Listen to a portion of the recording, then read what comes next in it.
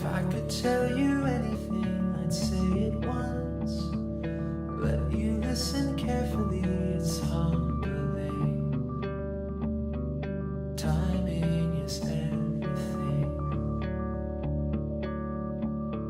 Suddenly, I'm the one I'm looking for, the one I need. I can't sleep yet, but I'm sure that I can dream. I can dream without sleeping.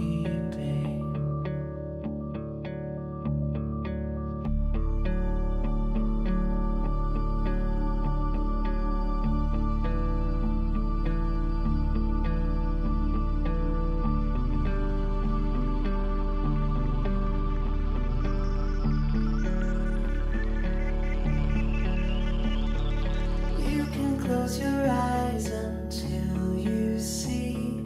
You can see the future will repeat, my friend. How does anything ever end?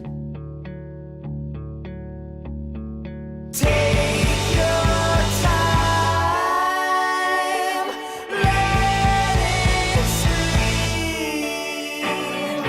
Make a mess, a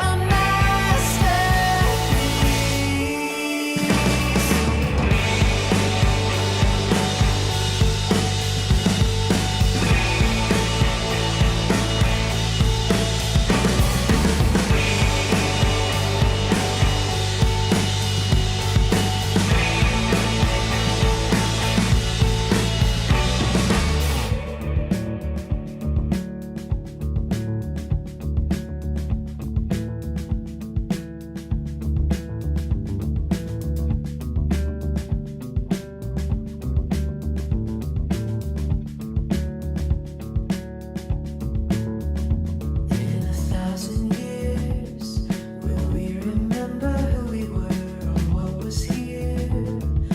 Looking closely, you can tell that it was real.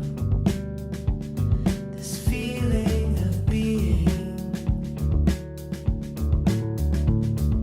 Take your time, let it stream. Make a mess, a masterpiece.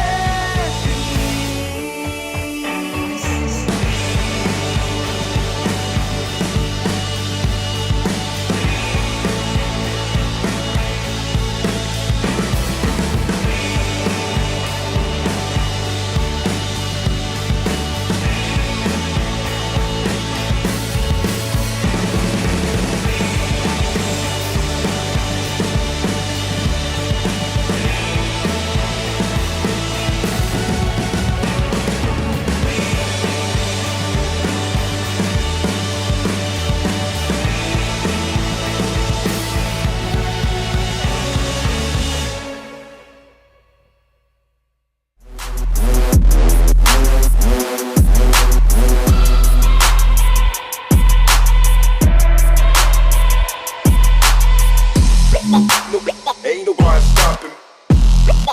Ain't nobody stopping.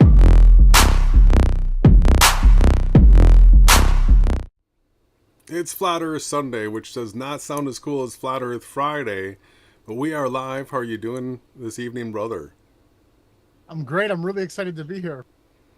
Yeah, so we had the reveal of the final experiment, who the New World Order shill is behind that PSYOP. That was Monday, so we went live on the eve of the drop of this shill, and here we are coming around, getting the opportunity to talk about who it is, and finally somebody other than us, is starting to talk about this. And you got the big name fake flat earth shills like Jeranism, David Weiss, those Wits It Gets It. Those are the types of characters that are starting to talk about this now, and it's going to be a thing until this December, right? Yeah, I mean, right from this morning, listening to Jaren's podcast, I mean, the guy just drives me absolutely nuts. The attacking of Duffy as a liar, and apparently Duffy's the guy that's been revealed. It's not Greg Locke like I had guessed. It's another Christian pastor named Will Duffy. Uh, Definitely looks like some kind of agent shill. And so apparently he likes to debate. You were telling me, Jason, and one of his debate tactics is that lying is good. So we got a pastor that's going to prove that there's a globe, and he debates on that lying's good. And Jaron was attacking his character this morning. Instead of actually, we listened for a while until I told you I can't turn this off. I can't listen to this anymore. Jaron never wants to address the fact that there's probably going to be a sun above the horizon for 24 hours. So, I mean, why is nobody actually talking about what's actually going on here and what's actually going to take place? Jaron did say that he needed a bunch of money. And, I'll just say this and I'll turn it back to you. Everybody should just be straight up and honest. We should all just get together and talk like adults about this instead of all this he said, she said, blacklist these guys. Just because we don't agree on the model doesn't mean that we should be blacklisted. I mean, and another thing, why won't the rest of these flat earthers stand up? What about Nathan Oakley? Why hasn't he addressed this? He's the big experiment guy. Yeah, so this Will Duffy guy, we're going to be continuing to dig deeper and deeper into this character, but there's a whole lot of things that are coming out about him right away. He was talking with Sean Griffin of Kingdom in Context, the guy that claims the angels have penises, right? Or they're circumcised. Not only that, but yeah, they had to be circumcised too, right? Yeah, so that guy is talking to Will Duffy, who likes to argue that it's not always wrong to lie. He's going to argue for the sometimes it's the right thing to do to lie, and then so when he was asked by Kingdom in Context about what was he being asked about? If he knew about the experiment. Yeah, well, yeah, obviously, right there he lied. Oh no, they were talking about what I wanted to bring up was McToon, and so Kingdom in Context asked whether or not this guy that Will Duffy is talking about is a believer, and Will was saying yes, absolutely, he is a believer, and then he releases that who he's talking about is McToon. So he's directly in bed with McToon and Fight the Flat Earth, which are the two biggest fake heliocentric shills that fight against the fake flat earthers. So you've only got a certain amount of names that are in this group of people that are in the shape of realities, discussion that's online right now. So you've got the big names like Jaron, David Weiss, Mark Sargent, Eric Dubay.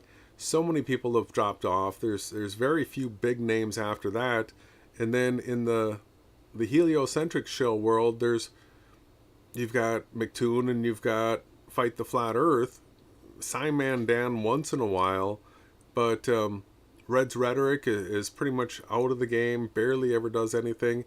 So there's really not much on the heliocentric side as either. So you'll always continue to hear these same names over and over and over again, and they only refer to each other. And this is the way the Freemasons operate. They blackball anybody that they don't want people to know about, because that silences people. So like right now, we're like one of the most silenced content creators on the internet, and we were talking about this final experiment right away, and none of these other fake flat earther channels touched it until finally this guy revealed himself, Will Duffy. So we're going to be going into it. We're going to be covering this all the way until the PSYOP takes place this December, right? Yeah, well, the thing that just gets me is like, we can all prove it. You don't have to go to this tent camp or whatever. We're going to get into what it is. You guys are going to love it. It's just incredible. The place they've picked, right? But, all you actually have to do is go and look at the daylight hour times in Ushuaia, and you can start to understand how the AE map and model. We've been saying this for like 7-8 years. that it debunks itself. You don't even need to do this test.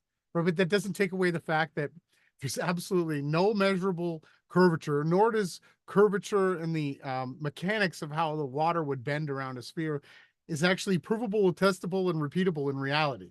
It's just not. There's no actuality to it. Therefore, it is not true, because something that is true has to have actuality to it. And we've been saying this for a long time. And, you know, when you follow just the truth and you don't have an agenda in the game, you come to the understanding that we're in a supernatural virtual reality, that we're inside of an avatar suit, and we're capped at a time limit, at a strength, and all of our attributes and everything about us have been, you know, created in a special way. And then when you start to pull the threads onto the fabric of reality, you start to find out that, hey, you know, the sun and the moon and the stars, they're rotating around me and all of you personally, right? And that I can have a beautiful colored sky. Someone in another part of the realm can have a totally different colored sky. We can have clouds behind the sun and the moon. We can literally film the sun and the moon, more the sun rising up out of the ground, setting into like nothingness over the oceans.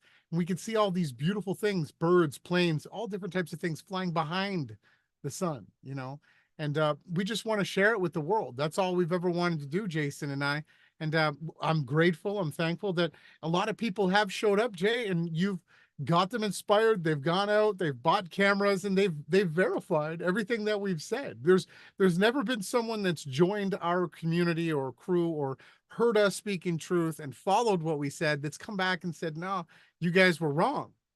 I didn't film clouds behind the sun. I didn't film a chemtrail with a shadow above it, proving that the sun would actually, a light source has to be below the shadow. Always. You can't have a shadow in front of a light, behind a light source.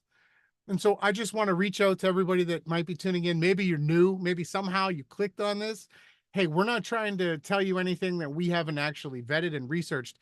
And if you just simply follow the truth, you find out that you're in a supernatural virtual reality. And it's special. This leaves the door open to limitless possibilities. So super strength, longer lifespans, no more pain, no more suffering, and more. And that's what I'm excited about. And I'm grateful tonight. We got so much to get into, Jay. You know, why don't we start to pull at the threads and put into the next song? Yeah, so hours and minutes of daylight, easy debunk of the Freemason New World Order pressurized pizza dome, rise and set angles. So look anywhere south of the equator, absolute smash. But we're going to come back. We're going to get into all that. We'll see you on the other side of this break.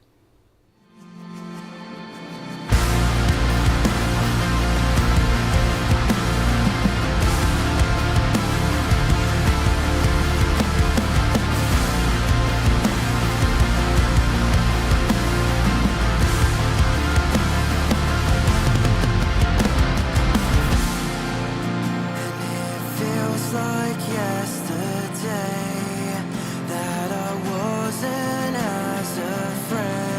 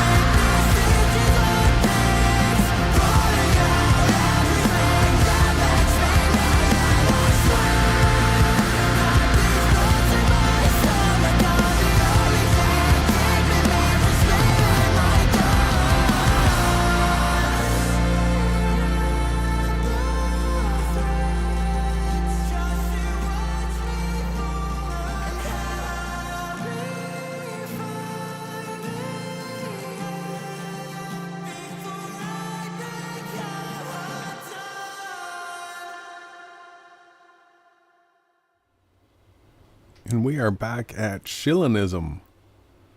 Let's do some thread pulling. Yeah. So finally, this final experiment is being talked about. And Jaron addressed this, saying 18 hours ago. So he's calling it McDuffied because it's a combination of McToon and Will Duffy, I guess.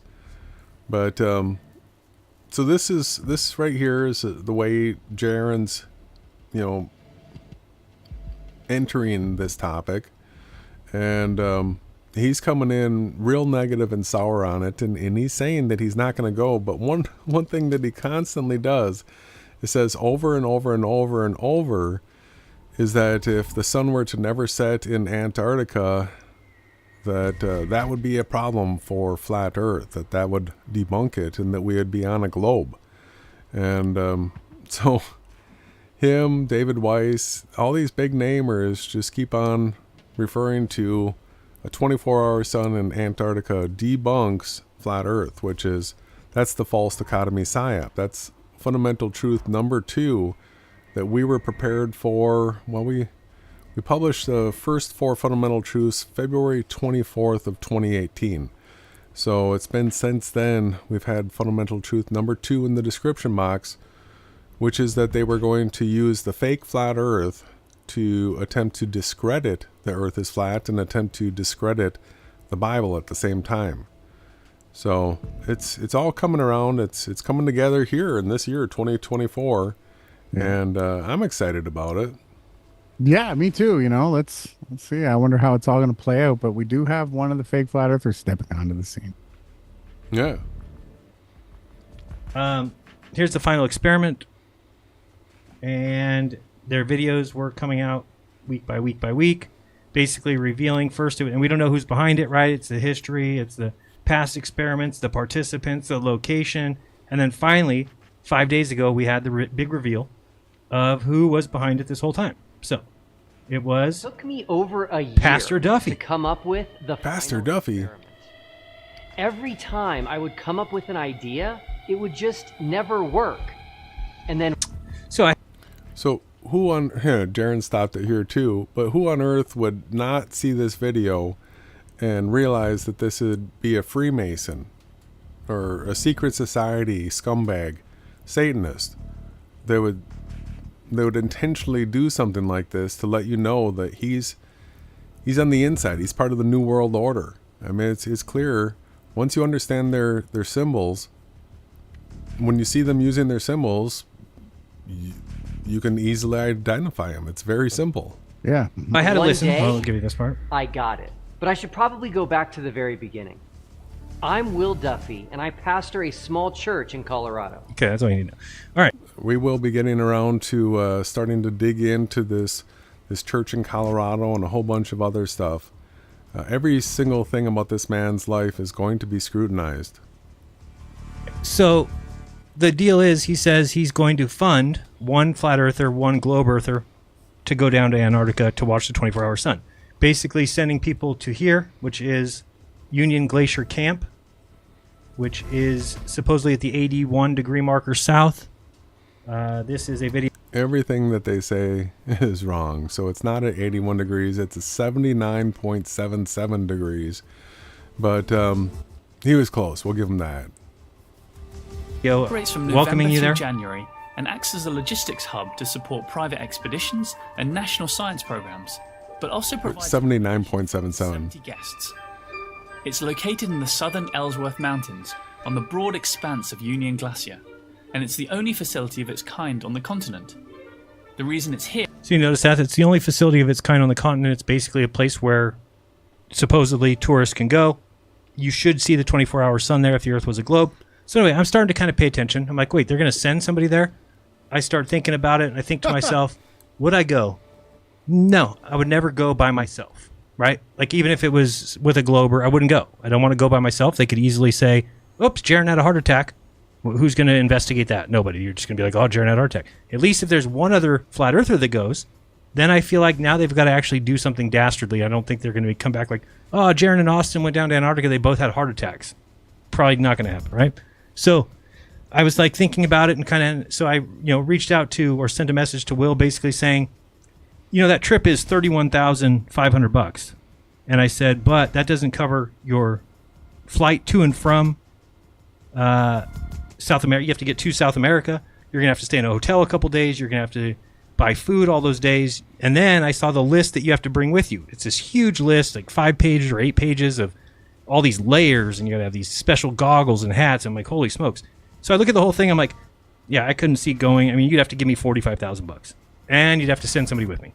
So I just sent him a message saying basically, hey, send me and somebody else, give me $45,000 for each one of us, and you can count me in, I'll go. Just kind of throwing it out there, kind of showing that I'm not afraid of this experiment, I'll go. So then I'm just waiting on them, or I'm basically kind of thinking of whether I want to put out a video saying that. And then yesterday happens, okay? Yesterday happens as I start to unveil some things that I didn't know was going on. And I'm like, what is happening with these people? So first of all, Will Duffy is a pastor. So I expect him to be, I don't know, honest. You just, hey, who am I? Who am I to say who should be honest and who isn't? I just figure. It's ridiculous that Jaron's taking this approach when we can show you that he's known to be someone that fights for lying. Yeah. So it's the ultimate straw man. The guy's whole agenda is that he's a liar, and like Jaron is Jaron's the guy who tells the truth, huh? Yeah. Well, in this stream, he just goes on and on about how the thing he hates most in the world is liars. Hates them. Just hates liars. It's the worst thing in the world. Hates liars. And so now all of a sudden, the reason why Jaron doesn't want to go is he's going to start doing the character assassination of this Will Duffy, and it's all going to be that Will Duffy's a liar. And Will put out a video this morning apologizing for lying. So Jaron's going to address this lie that Will Duffy said, and we'll be going down this whole lying aspect of it deeper and deeper. Check this out. Weird, maybe, because he's a pastor, that maybe he'd be honest. I don't know why not. I guess maybe I'm naive. So I'm watching him and Kingdom in Context. There's a video where we have to watch 7 seconds. That's it. I saw the demon behind your eyes. You need to be more careful on live streams. Wow, that is scary. I'll show you. It's just a demon. I saw a demon. I saw the demon behind your eyes. You need to be more careful on live streams. Goodness gracious, that is yeah. When this is you on YouTube, it's your time is up. Okay, your time is up. It's time to hang it up. You've gone too far. Come on, let's keep going. No, I just flat fire with and. All right, this morning as I am. Mm-hmm. And today's sermon title is this: Lying and Deception. Are they always wrong? Now he goes on to tell you that they're not. There's sometimes you got to tell lies. Like if the Jews come looking for somebody, do you have any Jews, or the Nazis? Do you have any Jews in your attic? And you got to go, no, I don't, because I'm protecting them. So stuff like that. All right. So this Will Duffy is supposedly a pastor that gets up on the pulpit and tells his congregation that lying's not always wrong. That's what he preaches about. It's his ministry, right? Anyway, just wanted to show you that one little part. But here's what I saw that was like, okay, what is going on here with these people? Started out with Kingdom in Context. And I just had it, and I had to go back and get it now. Here we go. Kingdom in Context. I just saw it. It was right here. Oh, Jaron's so slow. This is... his live streams are really, it's painful. Bring this one up. Worst quality. It's not organized at all. People were complaining about his audio levels. So right from the beginning, I'll show you the beginning of this conversation. Agape Kingdom Fellowship in the Wheat Ridge area, in the Denver area. Is that correct? Yeah, that's right. I've been pastoring a couple of years there. Took over the church after the pastor passed away, unfortunately. All right, so he's... Smiles. Yeah. Smiles after he says that. It's such a weird...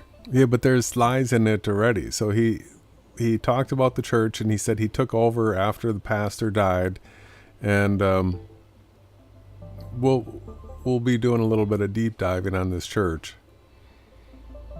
And it's been fun. It was a bit of a fork in the road, and kind of where I thought I was headed in life, and kind of changed directions. But it's First of all, you'll notice that the date on this video was 1 month ago. So this is a month ago. Okay. been great. Awesome, man. Awesome. Yeah, I used to be a financial planner, and then I remember my senior. And so also Will Duffy is supposed to be a financial sales guy, like life insurance and stuff like that. And there's videos about how he made his first $1 million by 33. Just so happened that he made his first million by 33. Year. Spending so much time on it, but it was intriguing. It's almost like I've thought in my head, because I rarely get to have these conversations. Hold on one second, I want to find it exactly. So I thought in my head, in the past, I was like, you know what? If I ever have one of these conversations, what I should probably do, so that the person I'm speaking to knows that I'm not just a crackpot, I should probably like give them some baselines, right? Like, which is why I try to share with you. As a normal person, I didn't grow up on an island somewhere. I wasn't, indoctrinated in some weird cult beliefs. Like, as a normal person, went to church, became a believer when I was 17. Been studying the Bible voraciously ever since, and have a wide mix of experiences in different Christian communities and under different denominations, as well as I'm not dumb. I'm not going to say I'm a savant or anything, but I'm not dumb. Sorry, I was looking for time. I thought it was really early on, but I don't see it. Putting that together, it's been amazing. Come on, get to it, Jared. All right, yeah, here we go. Watch this. On Event Horizons. So I was interested in all the things that pertain to physics and science and astronomy, and because I had become a Christian when I was 17, and I thought it would help me understand my Creator better. So that's why I thought, I need to learn how. Watch this guy's face first of all. Underlying watch his face. How he made everything. Loving around 2015, rebuttals/evidence centric model. Is that correct? Yeah, it is. By the way, I don't want to forget something. You just mentioned you liked science growing up. I noticed you got an invitation to participate in that thing. All right, so he just starts bringing this up. I noticed you got an invitation. He's reading. Called The Final Experiment. Are you following that at all? So he brings it up himself. He brings it up. Sure, everybody pays attention that it was Will Duffy that brought up the experiment, not Sean. He's all grinning. He said he noticed that you got. I forgot about that. Yeah. I don't know what it was. I looked at it and I didn't know what it was, so I put it right out of my mind. Yeah, it's super intriguing. They haven't announced exactly what it is, but they haven't announced it. Releasing this Sunday, but you're one of the official invitees, so congratulations on that. I don't know what that means, so okay. I guess I should say thank you, but I don't know. Are you a part of that? I do not know who's behind it, so okay. He doesn't know who's behind it. He's only the one behind it. So you got this pastor basically trolling Sean. I don't know what else you'd call it. What kind of idiot would think, I'm going to start some experiment, I'm going to start something where I'm going to pay for people's trips. Let me think of what's the best way to go about this. Let's lie from the get-go. Let's just be a liar. Because nobody's going to doubt me then. Like, if I really want this experiment to go well, let me think what I should do. I'll lie. That's what I should do. That's the best way to attack this. I'll lie. So, I'm watching this. I text message Sean. I'm like, do you know that guy just lied to you flat out? He's the one in charge. He goes, I know, I just found that out. Like, what a joke. And he's like, did you watch my whole video? I'm like, yeah, the whole thing. He's like, what about when he said that he was being coached by McToon? I said, what? When did he say that? He's like, I don't know, the very end. I was like, oh, I probably turned it off 5 minutes before the end. By the way, the whole video is hilarious. It's this guy, Will, trying to push the globe on Sean. Sean coming up with evidence. And this guy's like basically just, I'm hearing him like repeat Toon's talking points and just really strange. And then he actually says that he believes the firmament is the crust of the earth. The firmament, the crust of the earth. And the vaults and the windows open from it's the crust of the earth. It makes a lot of sense. It just sounds like he's lying. In here, he's a pastor, right? And he's talking about his daughter, his 5 kids and his wife aren't baptized. I'm sorry, I don't know a lot about Christianity. I thought that pastors would be the first ones to have their kids baptized. What do I know? Let's go to the very end here just to hear what he actually says as we get closer to the end here. Up on the sides of it. Okay. It's not a baseless claim. Well, just so you know, weightlessness affects clothes differently because there's less gravity. So, of course... So it affects clothes in the very specific spots where a harness would be. Of course it affects clothes. There's no zipper. I just laugh it when we said that. We talked about the original. Why they're... Thomas Pesquet, edition 65. That shill. All right. I don't know how much more of Jaren's video we can use, we've got some other ones that have taken clips from this already. So let's move along here. So if you do a search for the final experiment, I recommend you doing a filtered result of by upload date, so that you can actually get the new things that are taking place, so that you can find things like this 7 hours ago. But I do want to show. He lies during his apology for lying. Like, yeah, let's come on. Let's go back to this channel. I want to show you quickly this the public apology to Sean Griffin, Kingdom in Context. So this morning I woke up to this video from him, and he's so odd. Like, he's doing a scoreboard update where he's got obviously somebody holding the camera in the water here so that he can come up with his snorkel and let you know he's on vacation, but he wants to give you the update. All right, let's go ahead and check out what he has to say about his lying here. At my house with my nice camera. Yeah, hey, so this video was originally going to be at my house with my nice camera, my good microphone, and my fancy green screen. He has a fancy green screen. He had to add that adjective. So he's a green screener, so you know, obviously right here he's out in nature, but I would question anytime he's in an indoor situation whether or not he's really there or if it's green screen behind him. But Flat Earth David Weiss, posted about this on Twitter today, and so I figured I might as well address it now. He's walking around with the palm trees too. Yeah. And I did go to Twitter or X and looked at Dave's account, and no, he didn't post about it. It's not up there. So, more lies. This video is a public apology to Sean Griffin. Sean has a successful YouTube channel called Kingdom in Context. I thought he said should Grifton. definitely check it out. Sean Grifton. And Yeah, Sean Grifter. I was Grifton. on his program, being interviewed by him, and he completely caught me off guard. Oh, And I Hold wasn't- on. Like, we just literally watched him bring it up. He pointed it out reading.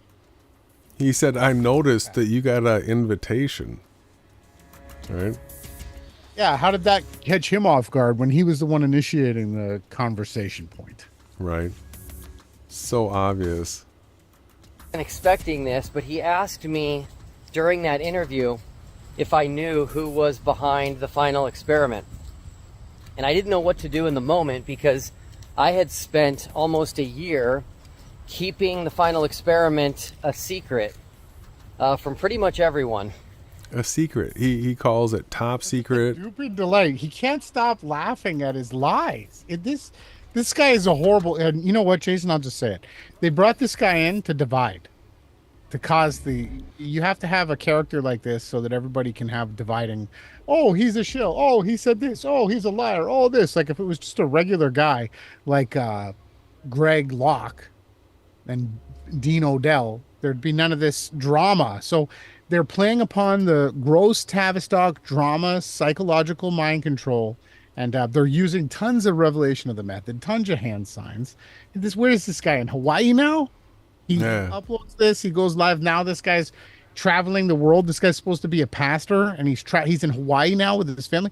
How do you get paid that much money to preach the word? I mean, these people have no fear, huh? He's a millionaire pastor at Pastor. at a tiny church. Wow. I didn't tell most of my own family. I didn't tell my friends. I didn't tell. So it's a secret, right? He didn't tell any of these people. It's a secret. And we're going to get into this more, but secrets will eventually demand lies, right? In order to have a surprise party for somebody and keep something a secret, what happens if you're talking to that person and they ask you what you're doing a certain day? You get caught in a situation where now all of a sudden you are expected to lie to keep the secret. And so secrets and surprises essentially end up to lying. They do end up being lies. Really anyone, other than people that I literally just had to. So I told him in the moment that I did not know who was behind the final experiment, which of course was not true.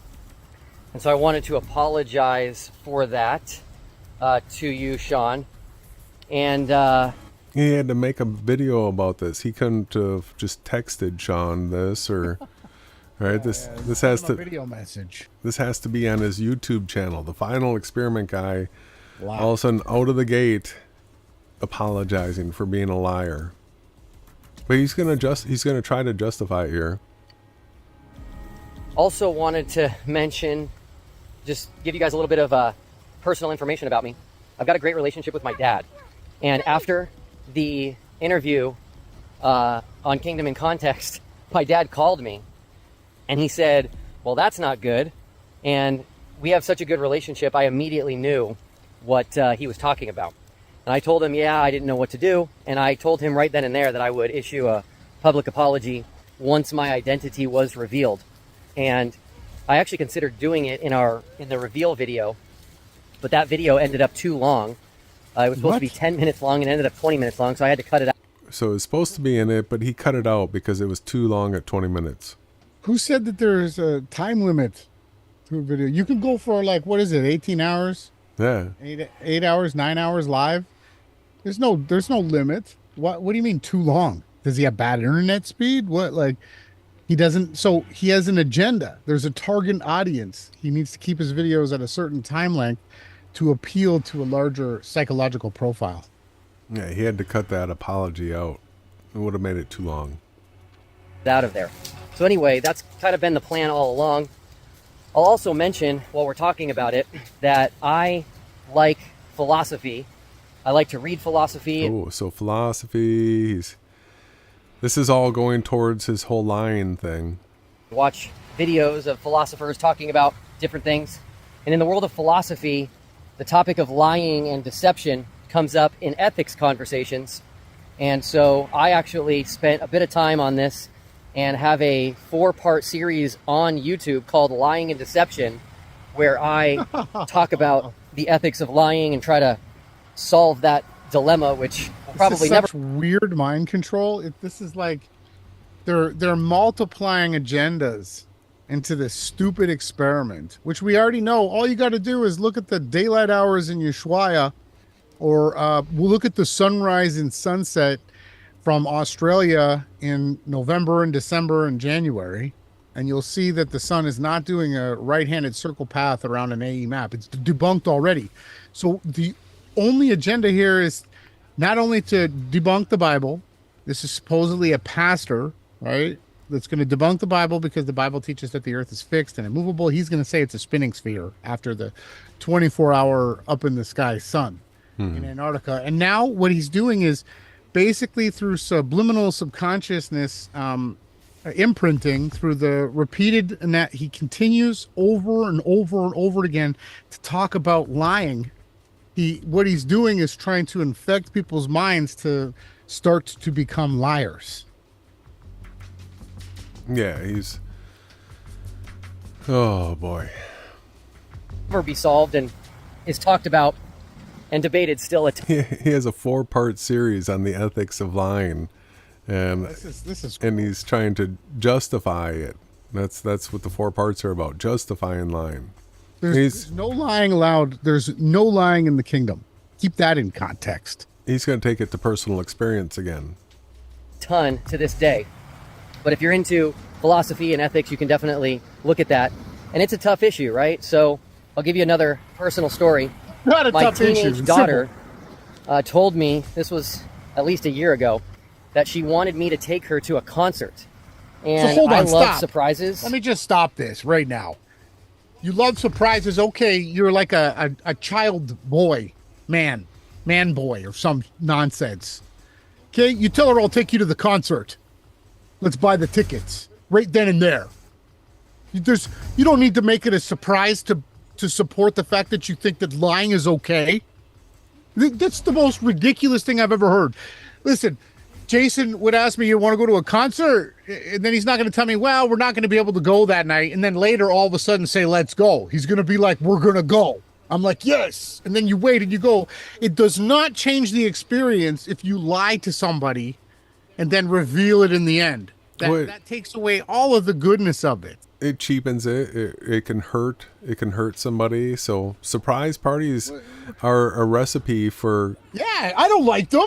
For hurting somebody. Yeah, what do you mean? It's trauma. It's like, this has got to be some of the most disgusting, stupid drama. Why are they interjecting this? So, you know what it is? It's because nobody's watching anymore. Nobody cares about the shape of the earth. After the coronavirus, everybody's just zoned out. They've gone back to whatever it is that they want to do. There's no eyes. There's no viewers. They had to bring the drama. This is all about the drama. This is the best that Tavistock has. This guy and his lying story about how he loves surprises. So that makes it okay to lie to his daughter. I mean, what? I don't know if we should even watch this. Keep playing. Go ahead. This is how he justifies it. And so as soon as she told me that, I knew I was going to take her to the concert, but I wanted her to forget about it. So I bought the tickets. She forgot about it. Everything was exactly as I had hoped. And then the day of the concert, she woke up. She remembered it was the concert that day. And she came to me and said, Dad, today's the concert. And in that moment, what do? Right? I don't know what to do because I want to surprise her. You have to lie. What I did is I told her, I said, sorry, honey. I completely forgot about the concert. I spaced it. I feel so bad. And she was disappointed. That's exactly what I was looking for the surprise. And that night, I told her to invite a friend to come, and I would take them out to dinner, her and her best friend, to make up for the fact that I had forgotten about the concert. And instead of driving them to dinner, I drove them to the concert, and we had one of the best nights. Okay, I've done this recently as a joke. Okay, someone asked, oh no, will this measurement work after something was finished being built? And I said, absolutely not. That's it. We're going to have to break it apart. 2 seconds later, I said, kidding. Okay, so I understand the entire philosophy here. But if you're taking it to the point where you're trying to traumatize somebody, when you're using that has to be one of the most disgusting mind control tactics. I mean, why is this the grift that this guy's coming with? Can you explain that to me? Yeah, well, he made the video, and this was all in an apology for lying to the Sean Grifton and or Grifter, something like that. Sean Grifton. But yeah, so his character assassination is well underway, right?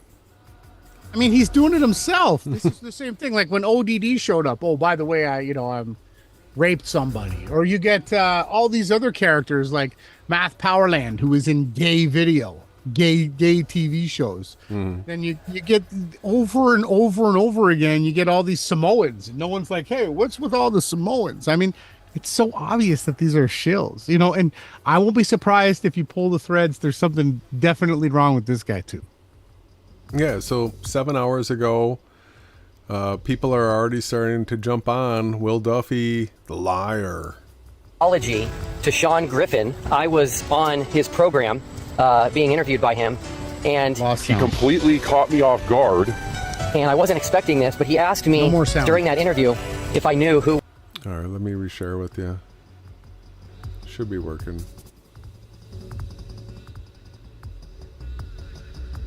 See if you... was behind the final experiment. Could you hear it? Is it back? It's good. Okay. By the way, I don't want to forget something. You just mentioned you liked science growing up. I noticed you got an invitation to participate in that thing called the final experiment. Are you following that at all? Oh, I forgot about that. Yeah, I don't know what it was. I looked at it and I didn't know what it was, so I put it right out of my mind. He completely caught me off guard. Yeah, it's super intriguing. They haven't announced exactly what it is, but there's another video they're releasing this Sunday. But you're one of the official invitees, so congratulations on that. I don't know what that means, so okay. I guess I should say thank you, but I don't know. Are you a part of that? I do not know who's behind it, so stupid. I'm watching and excited to see what happens. Told him in the moment that I did not know who was behind the final experiment, which of course was not true. Yeah, the premiere on YouTube for Sunday says they're going to be revealing. Turn this down a little. The experiment. Is it an experiment pertaining to that song in the background? Cosmology or something? It's an experiment for flat versus globe. Okay. Well, I won't be there. I'm sorry to disappoint whoever invited me. I think. Thank you for shouting me out. For sure. Yeah, there's more stuff that comes out here. He won't debate my buddy, I'll tell you that. Is your buddy Faith? Oh, definitely. Oh, see the faith. It's easy to see that they've picked this guy. They've selected like everybody selected this guy, so that when they prove that the sun is above the horizon, Jaren and Witzik gets it, and all these other guys can just defame and take straw man attacks at this guy, character assassinate him. It's obvious that that's the agenda. The liar is going to prove that it's a sphere, right? Mm-hmm.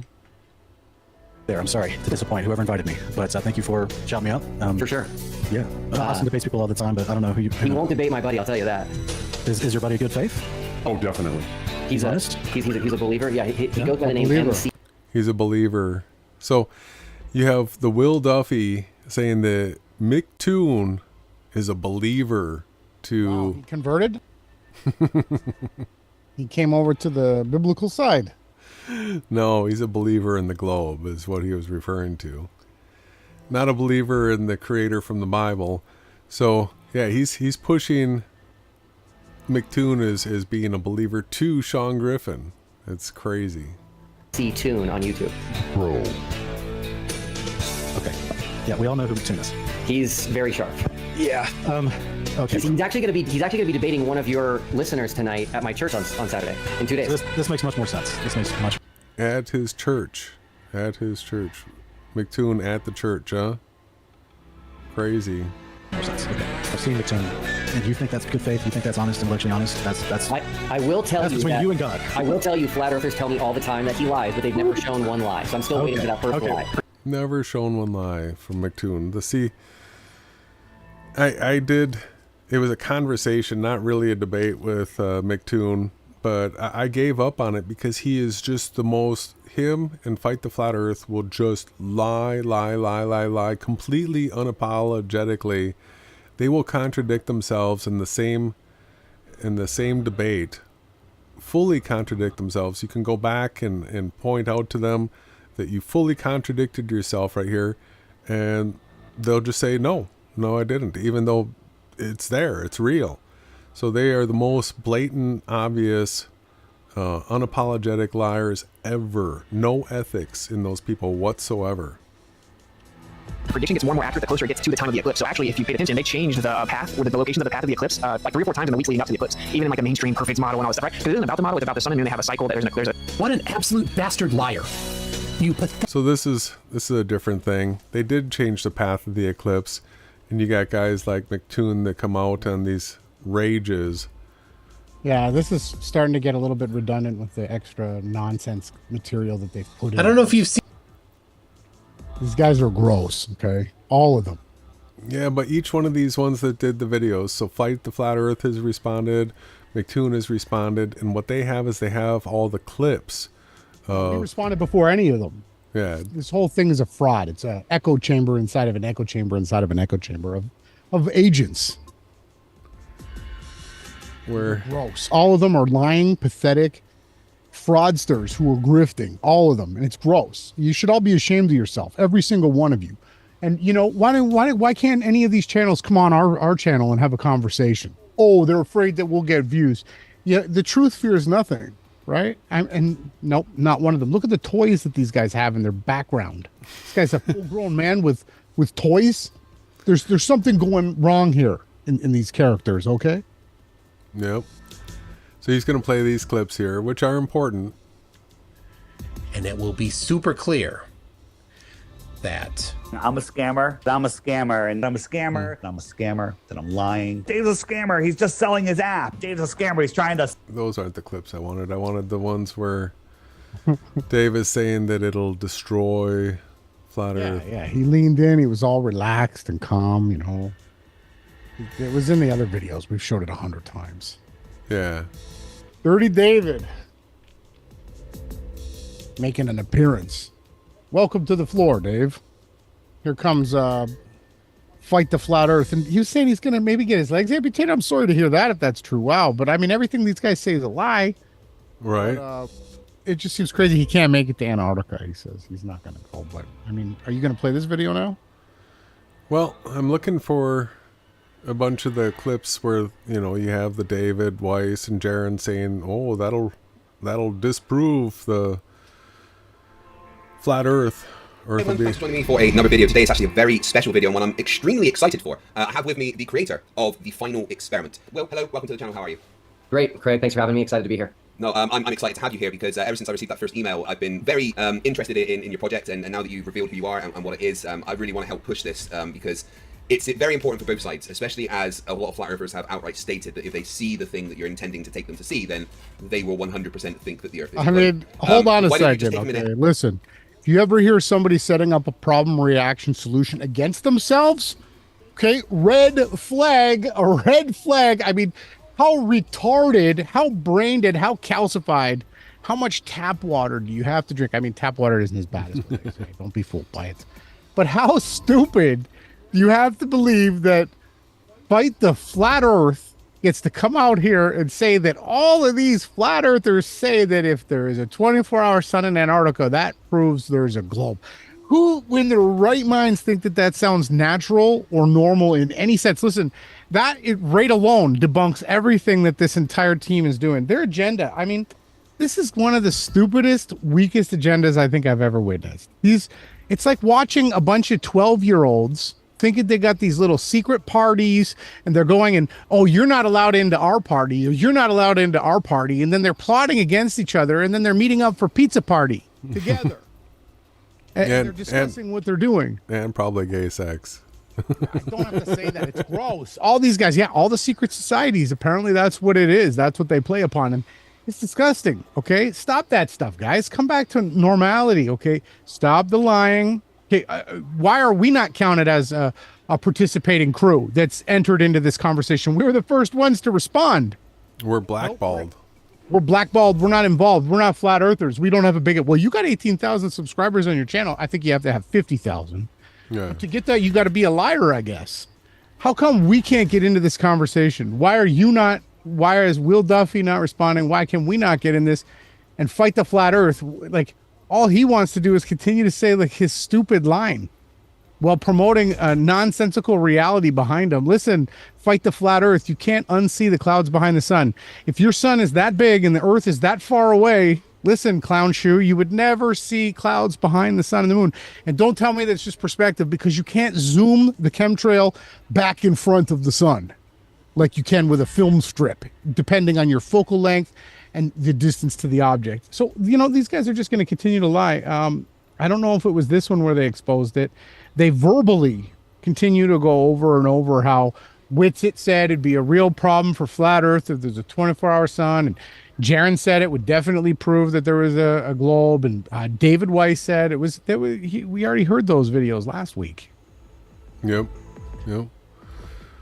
Let's see what we got here. More studies and more. So you get this child preacher kid that's just crazy that shows up in the search. Duffy. He's also normal, I guess, right?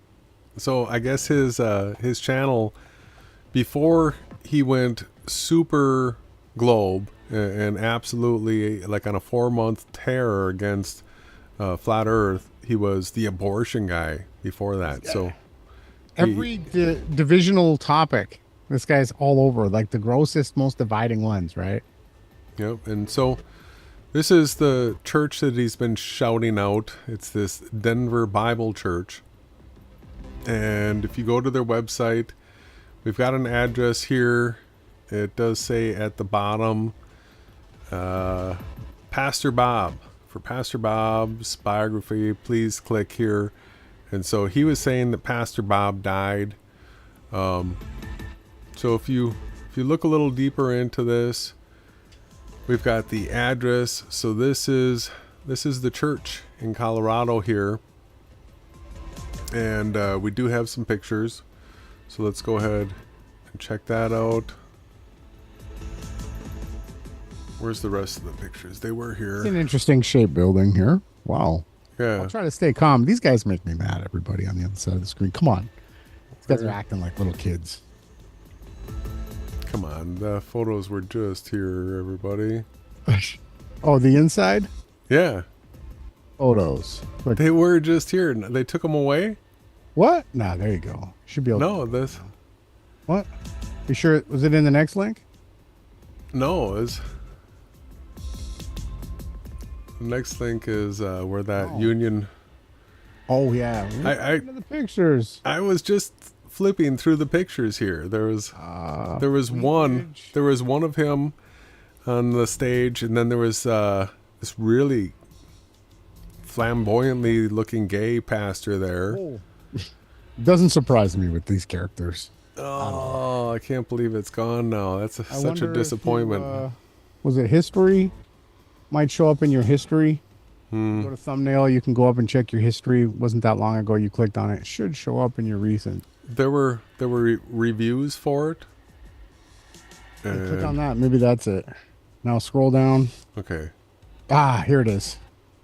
All right. So here's the one picture of him up on stage, where he's preaching, and then you've got this thing. Is that Pastor Bob in a dress? It could be. I don't know. Right.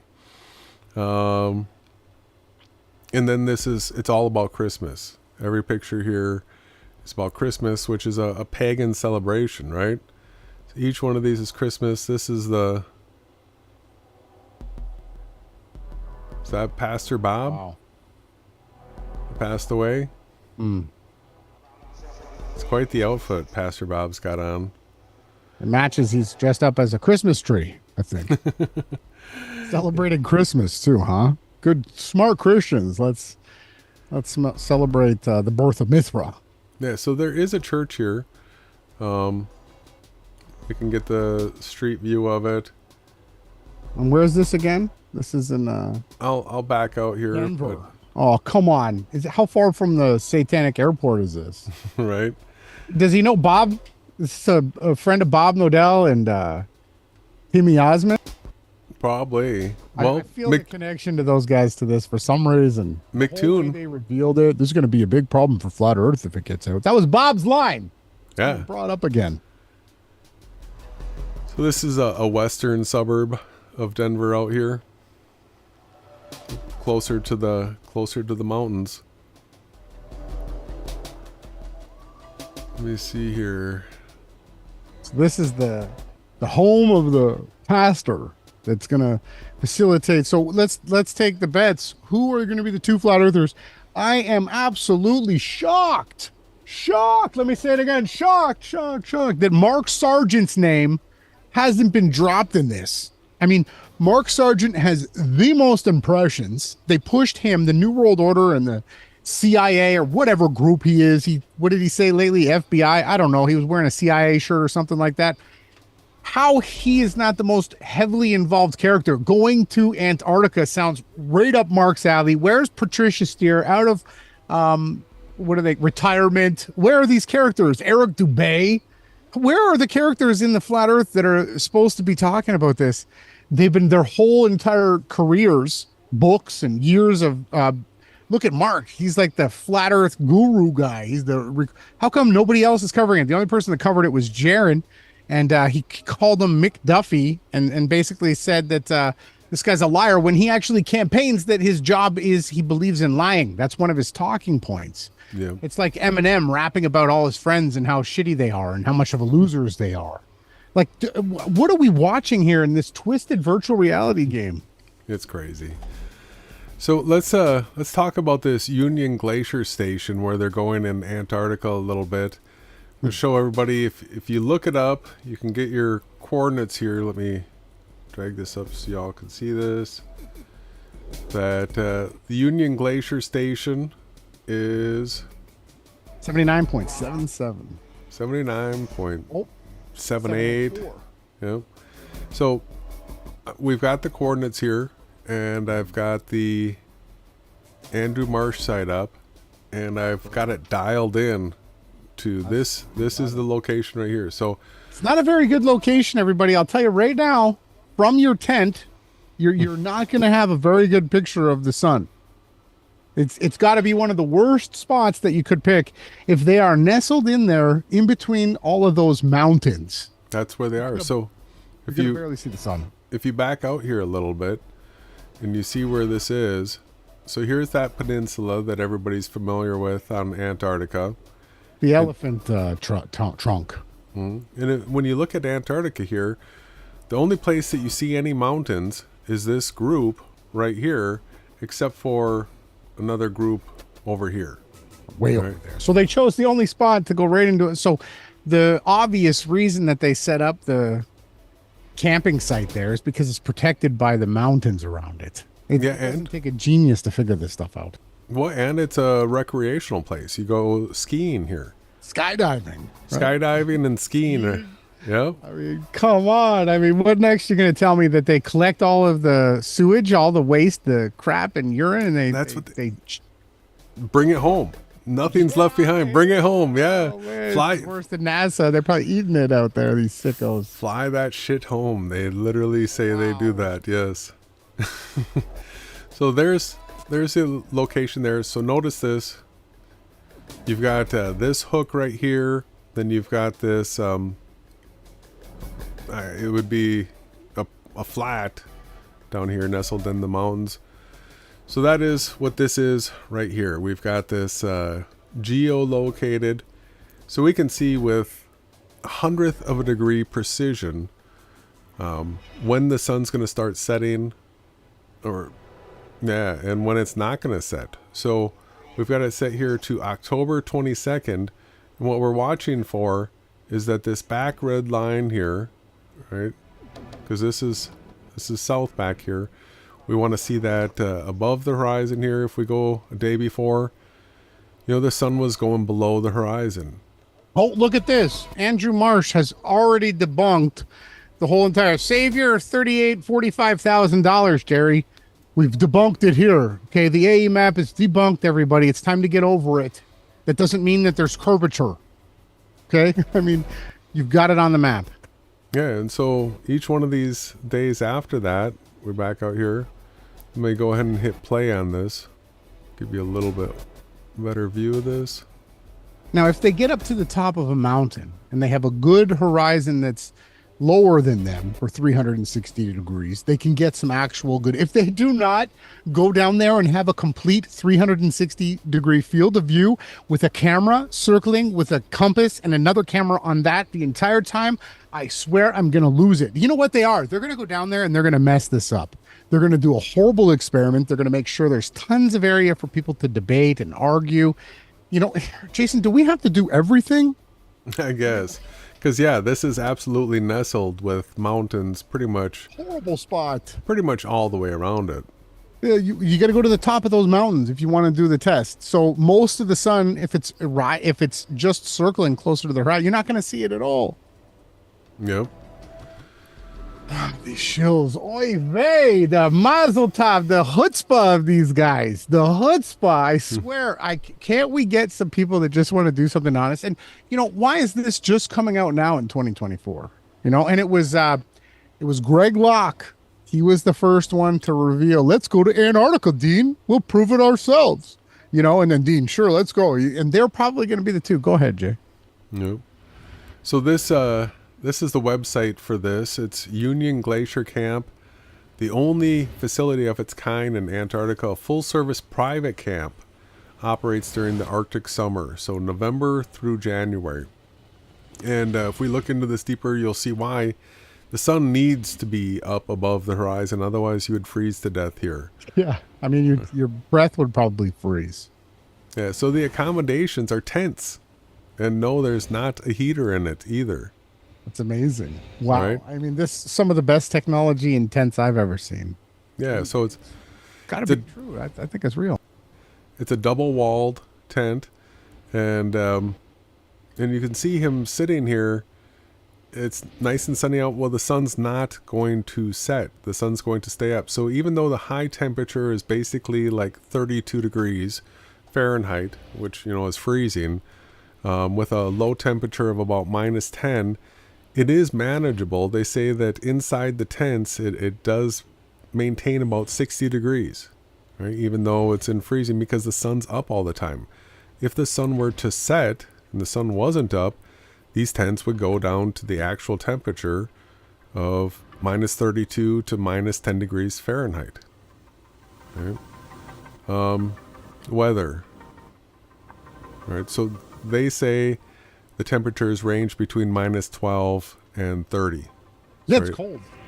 Never goes above freezing, they say. So it's still cold, but not you're not going to freeze to death if you bring the, like Jaron said, the 8 pages of clothing. I don't think I have the tabs here, but let's go ahead and this is called Union Glacier Camp. Were you looking for the video Vimeo? And all this stuff, like, of course it's hidden. You couldn't find everything about this is on Vimeo, right? It's not on YouTube. It's not on, we got to go to Vimeo. What's going on with Vimeo?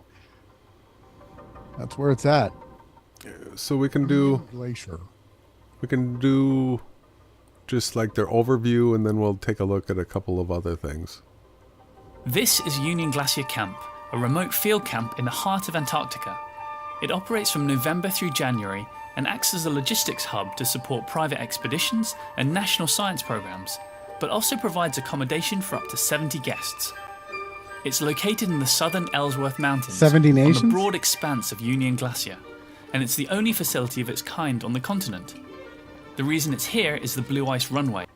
Look at this. This is, if they're down at the camp, yeah, these mountains are going to block it out to the south for sure. Yeah. Who picked this spot? Oh, this is the only spot you're allowed to go to. They're hiding something. In my opinion, they're hiding something. They're hiding something special that happens down there. Most likely, I can't say it's in the sky because you can't see stars when the sun doesn't set. Here's the camp. Here's south, right? What's in the way? Mountains. I can't believe this is the spot they picked. This area of naturally occurring blue ice is good enough for large aircraft to land on, and they can supply the camp. It's also the perfect staging point for expeditions to Mount Vinson, the South Pole, Gould Bay, and the vast range of mountains that dominate the horizon. And this is a very short guide to the camp and some of the people who work here. Well, the other views look nice, I gotta say. Yeah, so this flat open area, we can see that right here, is going to be the view to the northeast. Yeah, that's a good view. Look in that direction. No obstructions there, but just like D-Marble, everywhere where you want to see the sunset. So the southwest, is that the direction that we're looking that going to be blocked? yeah, so this is the northeast here, then you have your north, you have your west, and south. These are all blocked views. The only view that you have is northeast. That's it.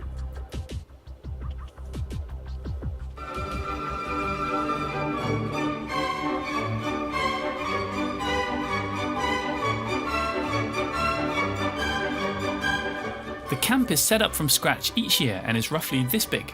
The whole area is surveyed using radar and marked out with red flags like these to stop people from walking into areas that might be unsafe. My name is Tim Hewitt. I'm the Field Operations Manager here at Union Glacier Camp. Tim works in the operations office. It's where all the important operational meetings are held. It's also home to the travel safety team, the meteorologists, and next door is the comms office. The radio mast improves communication signal, and from here you can speak to nearly anyone. There's no internet here, unfortunately. But there are phone booths for calling family. All right, so no internet. That's going to be another factor. There's not going to be any live streaming. No live streaming. Family and friends. Yeah, I'll hold. You can buy phone cards from the guest services. These are the Cell clam phone tents. cards. 2 people can sleep in each of these tents. They're guest tents. We have about 35 of them. Each clam tent is named after a polar explorer. This is the staff tent area. Each staff member gets 1. We have about 70 of them. All right, so 70 staff, and each person sleeps in their own little mini tent. This looks horrible. Like for a Wow, that's the doctor's tent? yeah. I mean, that's get in your little tent, medic. Yeah, I don't know if I'd be down for this. Like, wow. This is where the doctor lives. Welcome to the toilets. Solids and liquids are collected separately, and both are flown off the continent to Oh. leave no flown off. The Flown big off. tents are communal areas Wow. for cooking and eating, lectures, there's a library, and there's lots of games for when the weather is bad. Now this part of camp is known as Mechland. The staff who work here, they can fix things, they can build things, they have lots of wrenches, and the biggest tents in camp are here too. We call it the cathedral, just because it is the biggest tent. Various vehicles are used by the staff around camp. These are some of them. Fancy.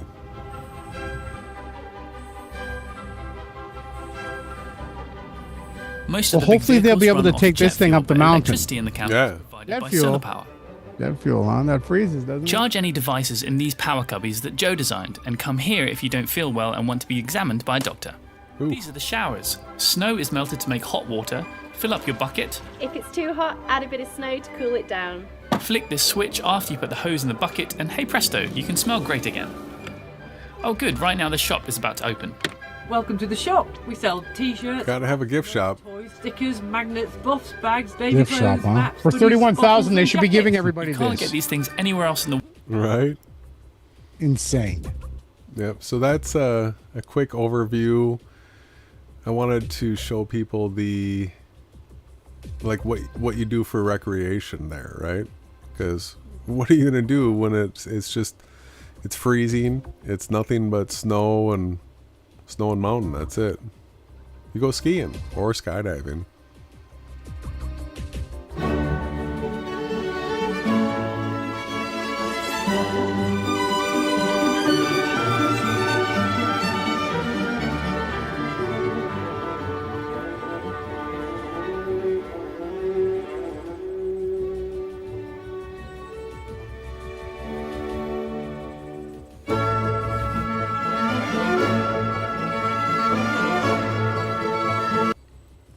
Go skiing in Antarctica, right? Why not? I mean, that's the only valid reason to go. Well, and it would be interesting, but I'd actually like to go there when it's dark. Personally, I want to see the sky. That's well, seeing the moon never set. That would be a trip for sure. Yeah, that would be cool. But at nighttime, Yeah, absolutely. not during the day. Yep. Let's see here. Well, maybe we take a song break, and then when we come back, we could maybe play that response video that I made.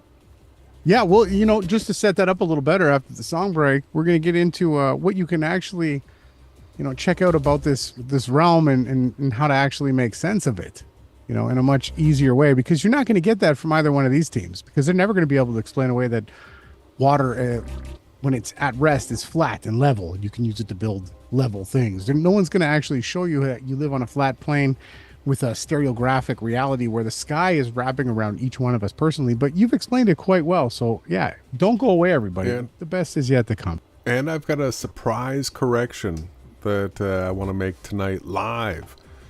And then there'll probably be a video forthcoming regarding it pretty soon. But yeah, just another thing after making this response video, just contemplating, thinking about things, all of a sudden something hit me.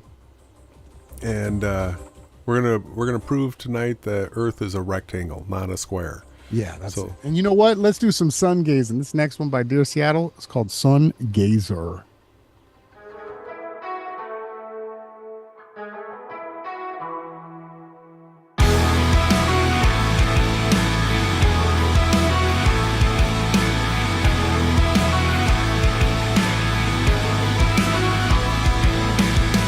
Is it better to be a part of the problem that you've been holding underneath? Or should we make believe and never resolve it, forever hoping it would leave? Sincerity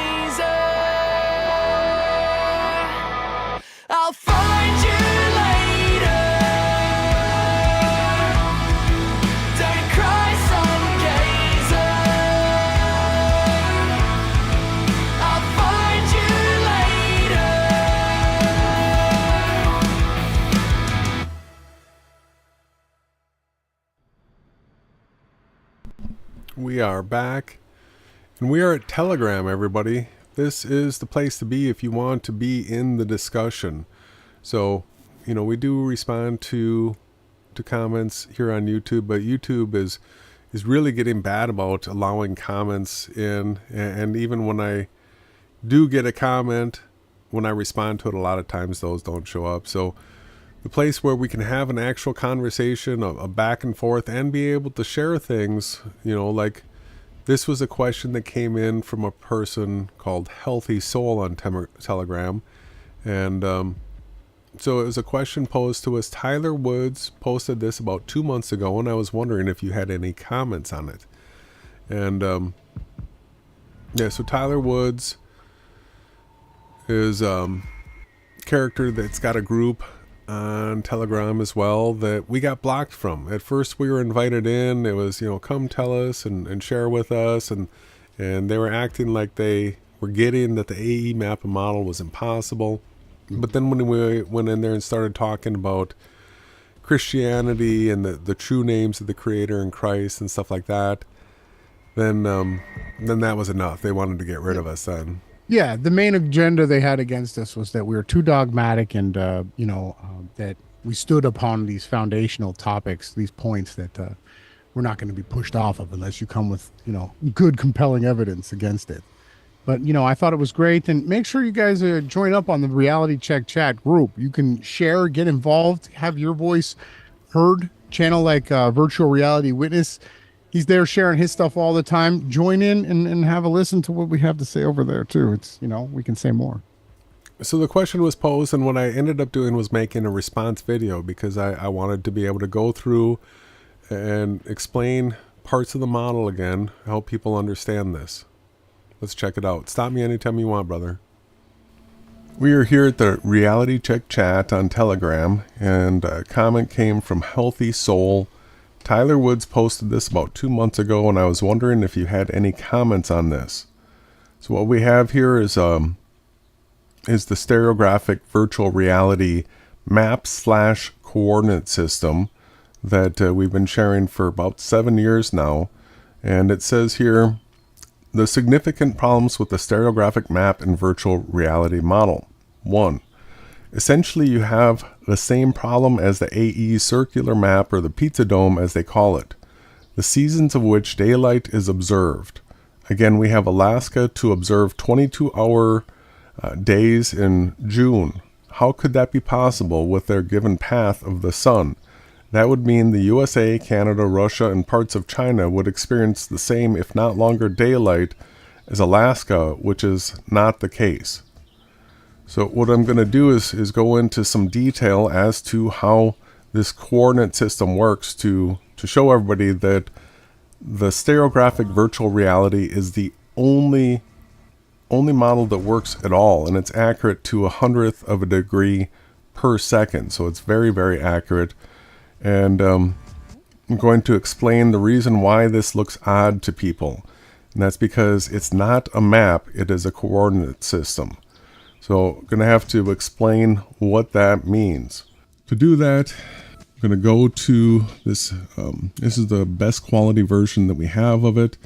What we have depicted here on the equator is how day moves across the world. And I know it says map of the elect, Ronnie and Jason here, but it should say coordinate system. We didn't even know what a coordinate system was when we put the word map there, but we do now. So what we found out is that Earth has two poles. There is a North Pole and a South Pole, and it is a singular point, right? So the way compasses will go to the North Pole is that it comes to a single point. It's not all the way across the top. So like a Mercator map, north is at the top of the map. Everywhere is north across the top. Everywhere is south across the bottom. But on Earth, the North Pole, the South Pole are places that are singular points. So in order to represent that on a flat piece of paper, a map. I just want to jump in here and mention, so I said it comes to a point.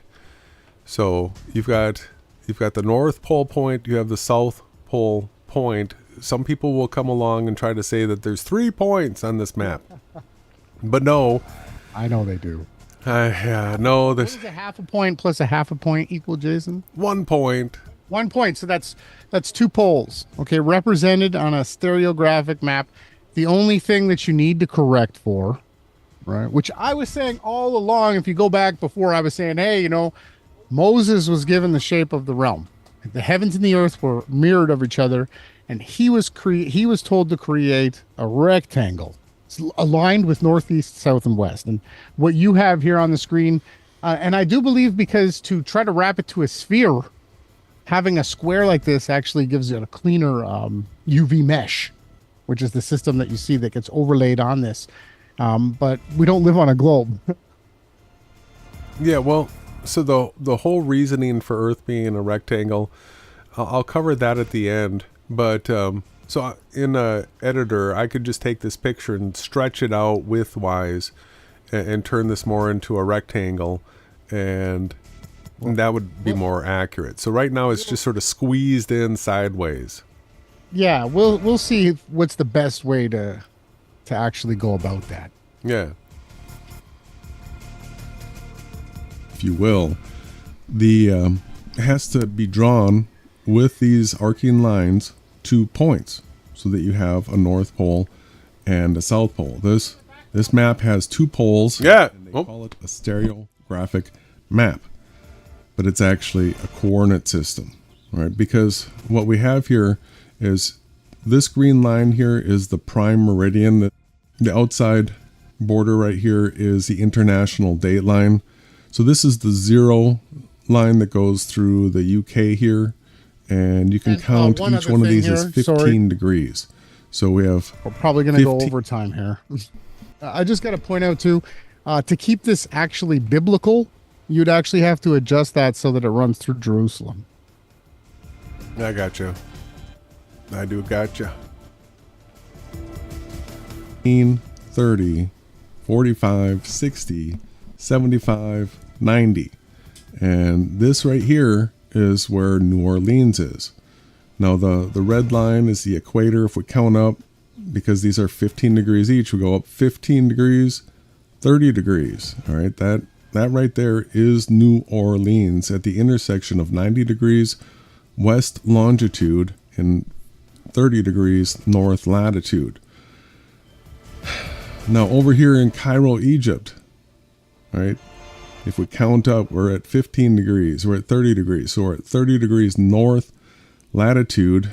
And if we count over here, we have 15 degrees, 30 degrees, and this would be east longitude, 30 degrees east longitude. So that right there, Cairo, Egypt, is exactly where it's supposed to be. New Orleans is exactly where it's supposed to be. In fact, every single place that's outlined here. So hold on. Around these, coastlands. You never went to the actual creators of this map, the cartography team. It stated that they said they used satellites. Okay, we know. They said they had ribbons of data, right? And they kept the most distorted areas to water areas, and all the areas of the land masses were actually measured with the most precision. This was the most precise map or coordinate system that was ever created. It wasn't Jason and I that made it. You did clip it and add some other things to add character, color, and a little bit more detail. But the actual coordinate system itself and the way that this is set up was actually done with keeping everything as precise. Now, like you're going to get to and explain, you can see how Alaska and Eastern Russia look blown out, right? So they've done that so that you were able to discern the shapes of the land masses better, right? Yep, that's coming up. Of land masses, every single one of these places are exactly where they're supposed to be as far as their latitude and longitude is concerned. Right, so that's the reason why Madagascar looks like this. It's the reason why Australia looks like this, and it's also the reason why Alaska and this part of Russia out here look the way they do, because, as I said, Earth has two polar points, a north one and a south one, so they all a map or a coordinate system has to bring all these points together in two places, and that's what this does.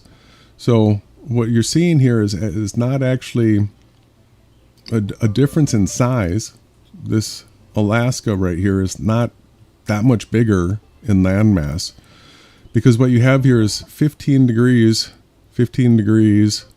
right, to the left, to the right, to the north. From these points right here, it's equal distance. So that's going to blow your mind a little bit. But when you realize that each one of these squares, right, they look more like a square near the equator, 15 degrees is, well, it's 1 nautical mile per degree. So let me quickly explain how everything is measured here on Earth.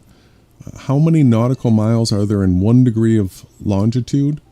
It says 1 nautical mile is equivalent to 1 minute of latitude. However, the distance covered by 1 degree of longitude in nautical miles varies depending on the latitude.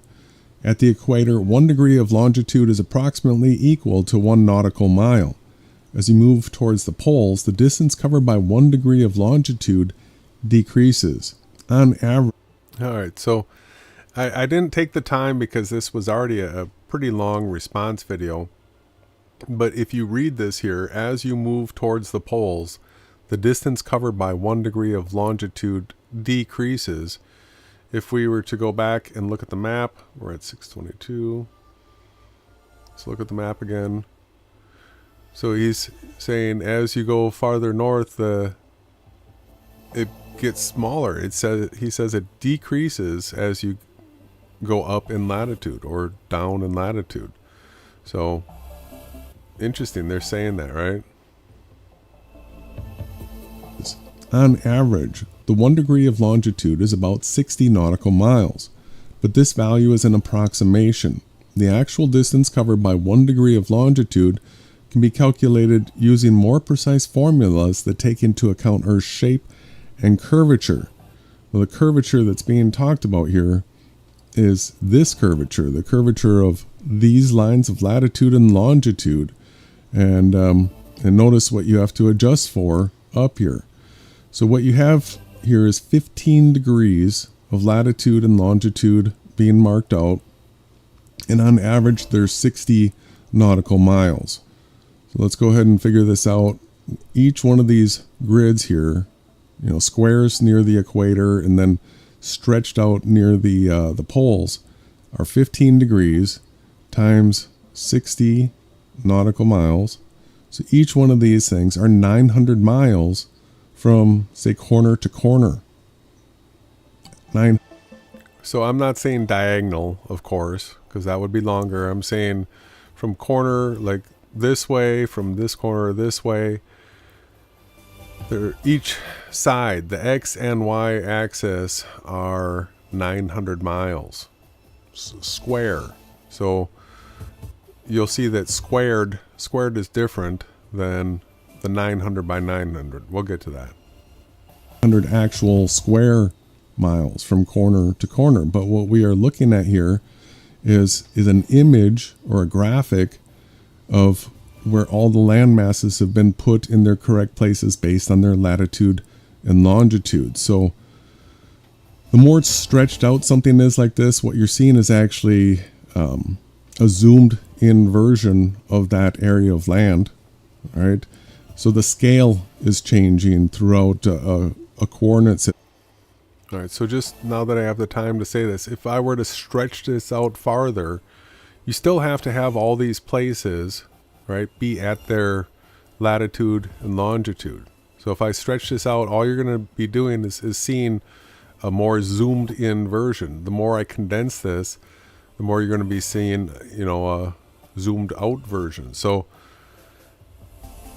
just keep in mind that these are still like actual squares, even though it looks graphically, you know, like, you know, I don't know what you would call this shape, right? But it's not. Yeah, in the chat, I dropped the link to the, thanks to Odyssey, that still has, you know, a bunch of my content, thankfully, back to the early days, 2014. I put a link to the website that talks about the cartography and the map itself, if you want to ever go to that. Nice. Something like this. so that we can show two poles, because this is not a view that is attainable in reality. Remember, 250,000 feet above Earth is the highest any high altitude balloon can go, because you reach zero pressure at that point and then they pop. So 250,000 feet, it's not possible to see the entire Earth like this. So the only way that you're ever going to see it is on a computer screen, and to put two poles to it, right, it's going to end up looking like this. So if you were to get the actual coordinate map where we're familiar with, let's say you've got letters down the side and numbers, and it's like H15 or whatever, and you draw down, okay, that's where I'm at on the map type thing. The only way you can have a map that you can go out in the neighborhood and hike through the back country type of map like that is you can't see the whole Earth on a map like that, right? The resolution as far as how much you can see in detail is limited, where to see it at your own personal level, you're going to be seeing it on a paper map that you're only going to be able to see the local 5 miles, 10 miles at max. This right here is the big view, right? But it's never ever going to be seen in reality.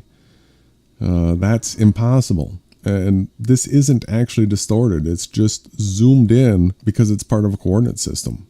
All right, so I want to drill in here and bang this point home that each one of these gridded out areas, even though they vary graphically as far as how they look, are a 900 by 900 square mile, nautical mile region. So each degree of latitude, each degree of longitude is 60 miles. And if we bring up the calculator here, each one of these grids here, this is 15 degrees. So 15 degrees times 60 nautical miles means that this is 900 miles square, both directions, 900 north, 900 east, west. So even though graphically we're seeing these things look distorted, there is an actual distance, if you were flying above this area, of corner to corner 900 square miles. And because there's 24 time zones,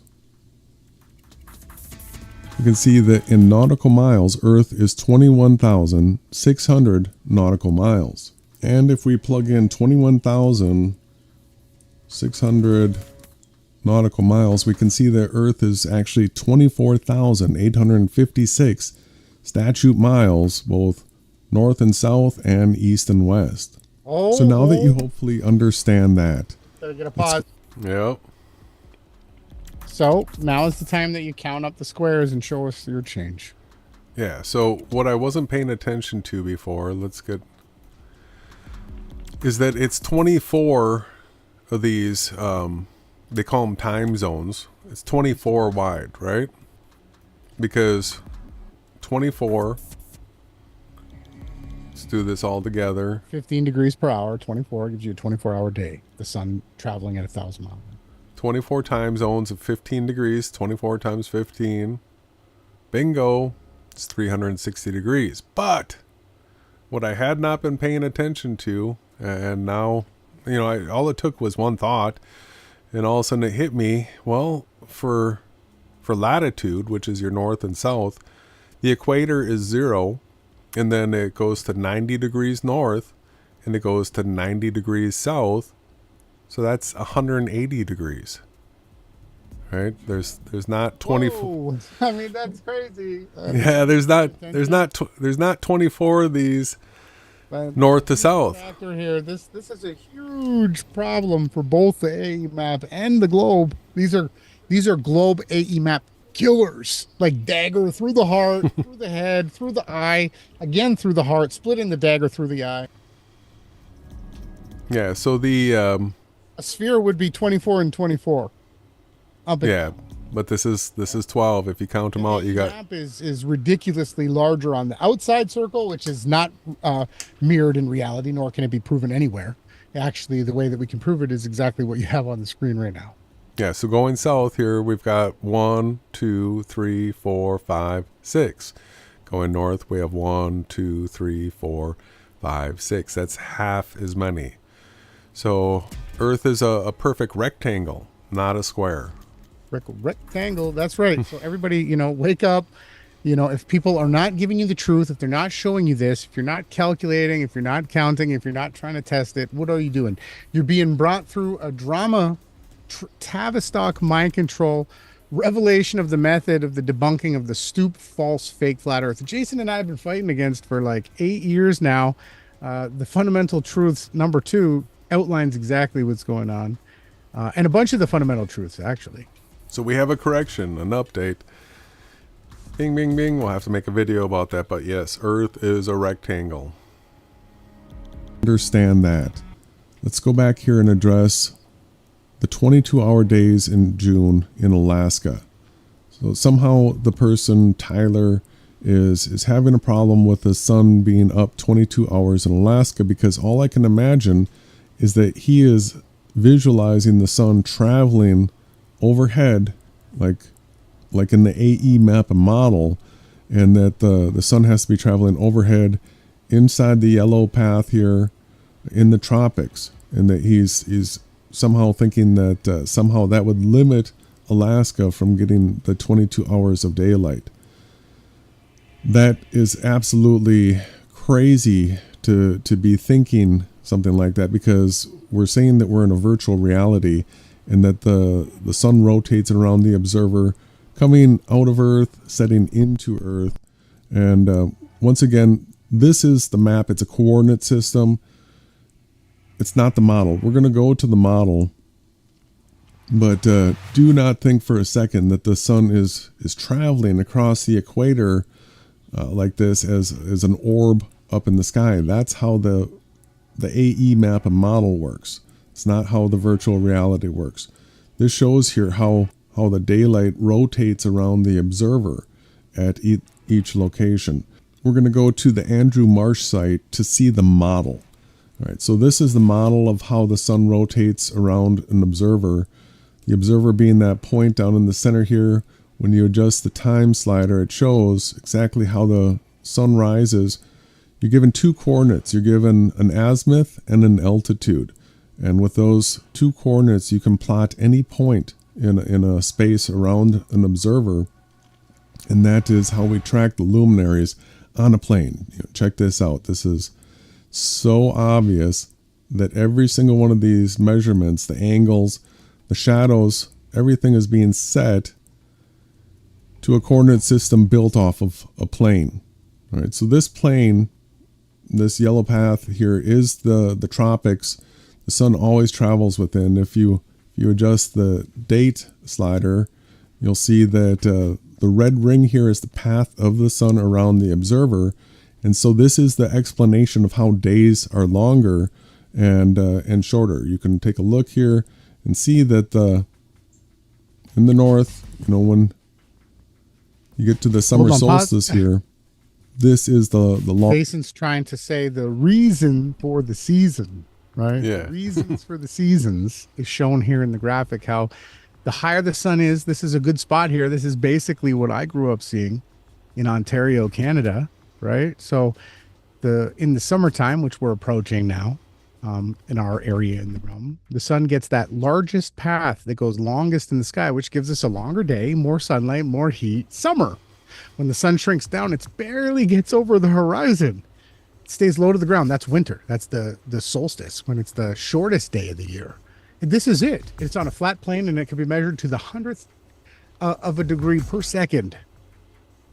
Absolutely, and I guess there was a comment from Virtual Reality Witness regarding the sizes of Earth again. Let me just take you quickly to this. So 21,600 nautical miles is 24,856. All you have to do is divide this number in half, and that would be the north to south mileage. So it's going to be 12,423. All right. So it's not exact numbers of 24,000 and 12,000, but close. Those are definitely able to be used in a simplified version, rounded off. Longest day of the year, right here in this location, we're at 17 hours 9 minutes. So the question was asked regarding Alaska. If we click on Alaska, what do we have here? Well, at this latitude, 19 hours and 40 minutes. And so let's zoom in here and see how far north you would have to go. We go up this far. Here we're at 20 hours and 30 minutes. So keep going a little bit farther north. We're at 22 hours 54 minutes. Farther north. We went too far north. We're already at 24 hours. So let's go back to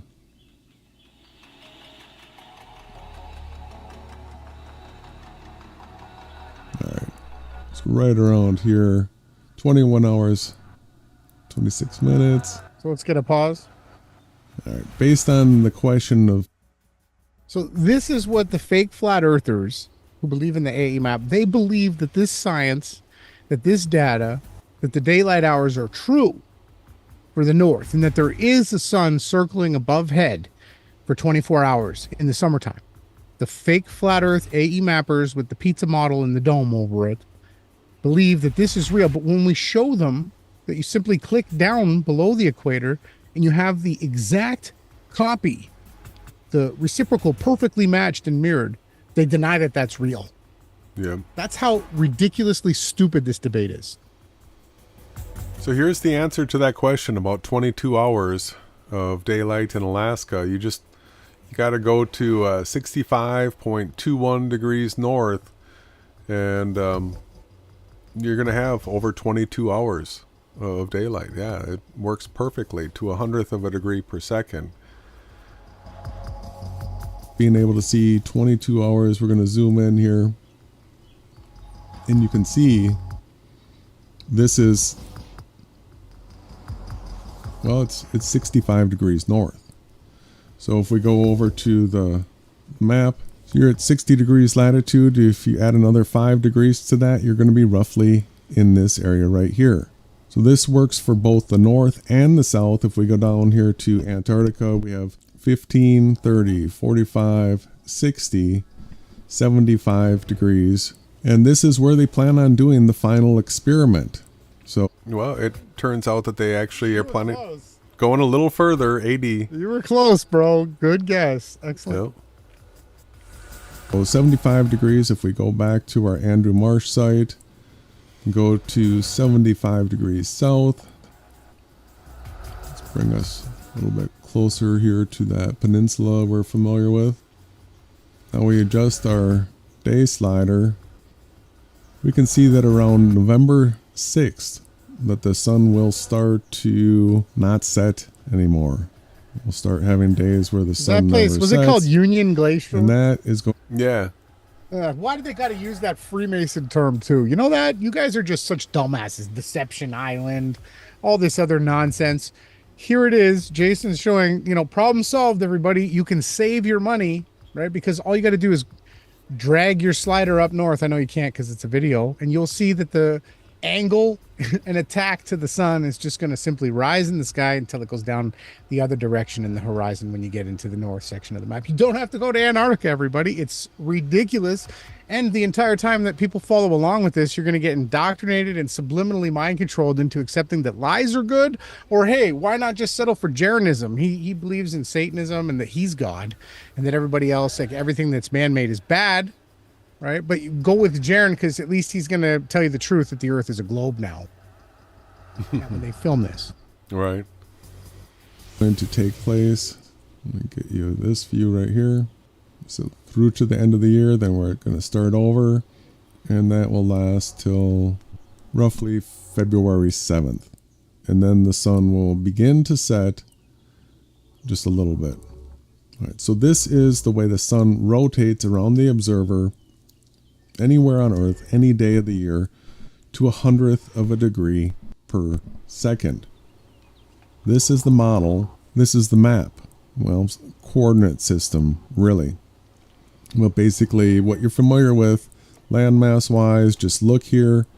If you want to zoom in and do something for Portugal, you're just going to see you're going to divide up this first 15-degree square, and once you have your coordinates, your latitude and longitude, then you are going to go to Andrew Marsh site. We want to do it right here. Find the date you want to look at it, and you'll see what the daylight hours is. Right. And hit play, go out, measure your azimuth and altitude to the luminary. Put a stick in the ground, watch the shadows. You're going to see that the sun rises from the earth and sets into the earth. So let's get into the second point that was in this thing from Tyler. He says, to accept this model, you must understand that the sun and moon are rising and setting out of and back into Earth. He says there is compelling evidence of this, but there is also an explanation with atmospheric refraction, which gives the globe and the AE model credibility. You would also have to believe that you are physically rematerialized when traveling through the boundaries from one side to the other.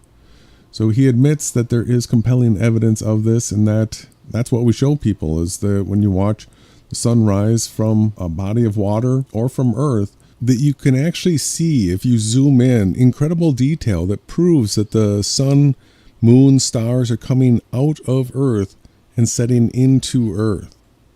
I'm glad he acknowledged that there's lots of compelling evidence, because there is. All you have to do is go out and record the sun setting into a body of water or even the ground, and you're going to see that the sun disappears and materializes in ways that are not explained by the sun being some big gaseous ball flying through the space at either 93 million miles above, or in the fake flat earth 3,000 miles above.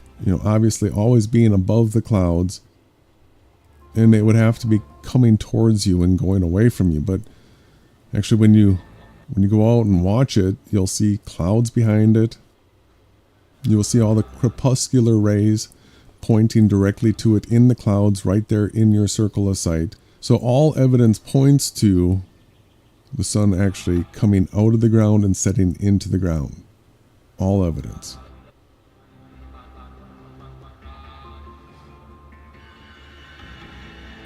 You see how that's not some physical body going into the clouds right there.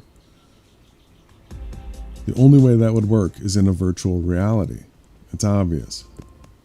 I mean, here's the sun coming up at the horizon, where you can actually see it coming out of this ridge with trees behind it. All right, it's just at the right elevation, at the right distance, and this is what you can record. We saw from the water, the crazy green flash, and this is the way it looks coming up out of land. If you just take the time to go out and zoom, and you have the right conditions. So it is true that atmospheric refraction is necessary for the heliocentric model and the fake flat earth. The heliocentric 93 million mile away sun, they have to say that refraction is the reason why you can see things that are too far away.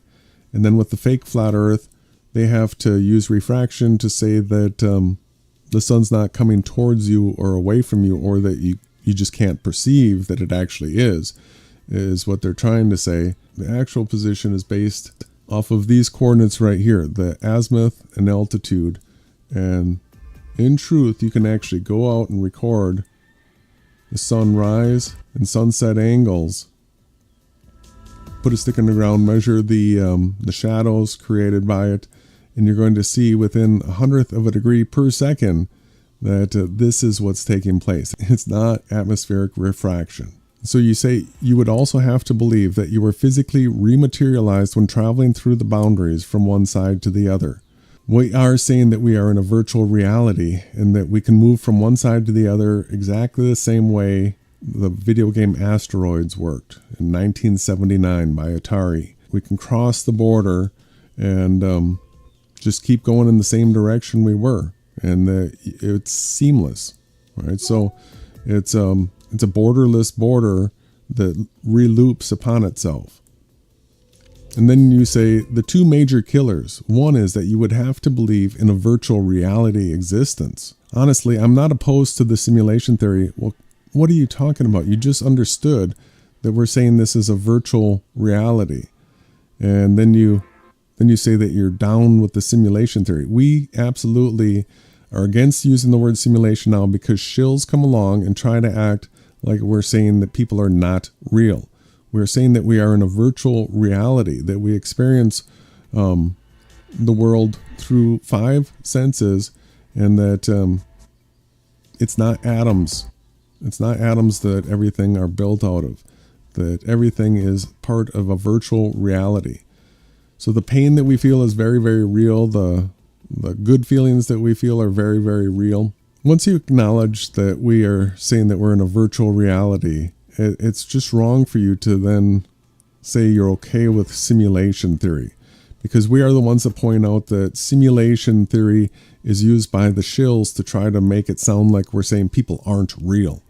We are saying virtual reality, just like Facebook is doing virtual reality, where you put the headset on and you go into a virtual world. We're just saying that the technology is to the point where we have the 5 senses, and it feels absolutely like we're in some sort of a natural world, even though it is a virtual world. We can tell that by the movement of the luminaries, that there's no other explanation. They're not balls of gas. They're not terrestrial balls rotating around. So you come along that you're down with it. Much of it makes sense and does not take away from the Bible and its teachings. Nevertheless, it's a theory that can't be proven. Well, the same is true of the globe and the pressurized pizza dome. In fact, those things can be debunked. So the fact that the virtual reality, not a single thing is debunking it, yet the globe and the pressurized pizza dome are easy debunks, that should tell you something about which one's true and which one's not true.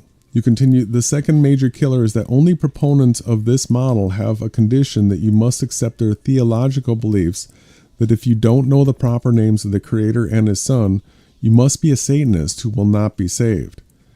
Honestly, this model is just as flawed as any other. So here's the real crux of the problem with Tyler, is he doesn't want to... So just a little interjection here, okay? What we say, right? You can quote Jason or I. Right? What we literally say is that in the scriptures, it says there's only one name that you will be saved by. Those are our literal words, right? Everyone else, if we happen to call them an adversary, it's because they are against the truth. It has nothing to do with the one name that you must be saved by. Oh, That's and there's the scriptures say. Yeah, there's more. I mean, Christ said, many will say, did we not do this in your name? Did we? And he's going to say, no. I don't know you. What do you mean my name? Yeah, it's pretty. And the thing is once you find out that Jesus was created by the Vatican, the Jesuits, and it means earth pig, and then you do some research and start looking into the true names, and you have to go to the Paleo Hebrew. But once you find out that it's not Jesus, it's not Jehovah, why would you continue to stick with things that you know are wrong and created by Vatican Satanists? Well, and I mean, we've literally spent a large majority of our lives dedicated to seeking truth just for the sake of truth. And when you do that, what you find out is the Creator's name. You can do the reverse search on it. It's YHWH. That's Yahawashai. The last character is not silent. The only languages that do that are adversarial. Okay, now Christ's name, you can do the same thing for, right? You get Yahawashai. So it also contains the same characters that the Father's name does, but it adds the word shy to it, which is the SH and then the I. So it's really Yahawashai and Yahawashai, and that's it. We're only showing you as if it's like a computer reading back what the truth of it is. And we're not, yes, we're dogmatic. Jason's very dogmatic because we fight for the truth boldly. We will give our lives for it. Right? Well, go ahead. No, go ahead. I don't want to cut you off. No, that was the end. Thank you. And then with a little bit of research, you find out things like the name Jehovah was created by Sir Isaac Newton, and it was his pen name, his secret pen name was Jehovah, right? Say And more. He hated women. He was he was gay. Very gay, and he forged money for the crown.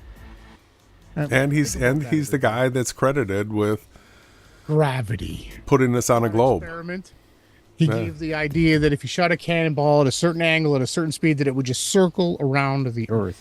They took that and then said that the whole universe. No, actually, we're circling around the sun, circling around a galaxy, circling around the universe. Right? Well, yeah, he was geocentric at first.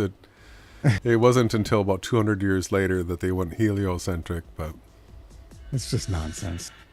Accept that we're in a virtual reality, because we also say that the true names of the Creator and Christ are Yahawah and Yahawashai. So he's got a problem with us identifying the true names of the Creator and the Christ. I guess he thinks you should be able to say Jesus, which means earth pig. So he doesn't want to accept that we're in a virtual reality, because the guys that he's learned that from are proponents of the true names of the Creator and the Christ.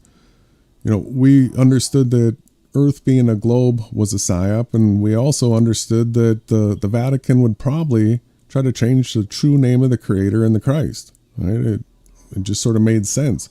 A little bit of research, and it's easy to see that it's impossible for Christ's name to be Jesus, for the Creator's name to be Jehovah, and we did the research to find out what they truly are. That's what we stick with. That's what we share. And there it is. See, everybody, listen, we've made corrections. You see the difference between the tribe of the Lion of Judah, right, who had this graphic, and then what Jason's done here by adding that A character changes everything. Well, this is the accurate one, and that's what we want. Yes. To be corrected about what we are saying, that, what Tyler is saying that we can't be corrected on, right? Here you literally have on the screen for everyone to witness, all of heaven, all of earth, you took a correction, right? On the very name that he states that you're not willing to take any correction on. So, I mean, come on, everybody.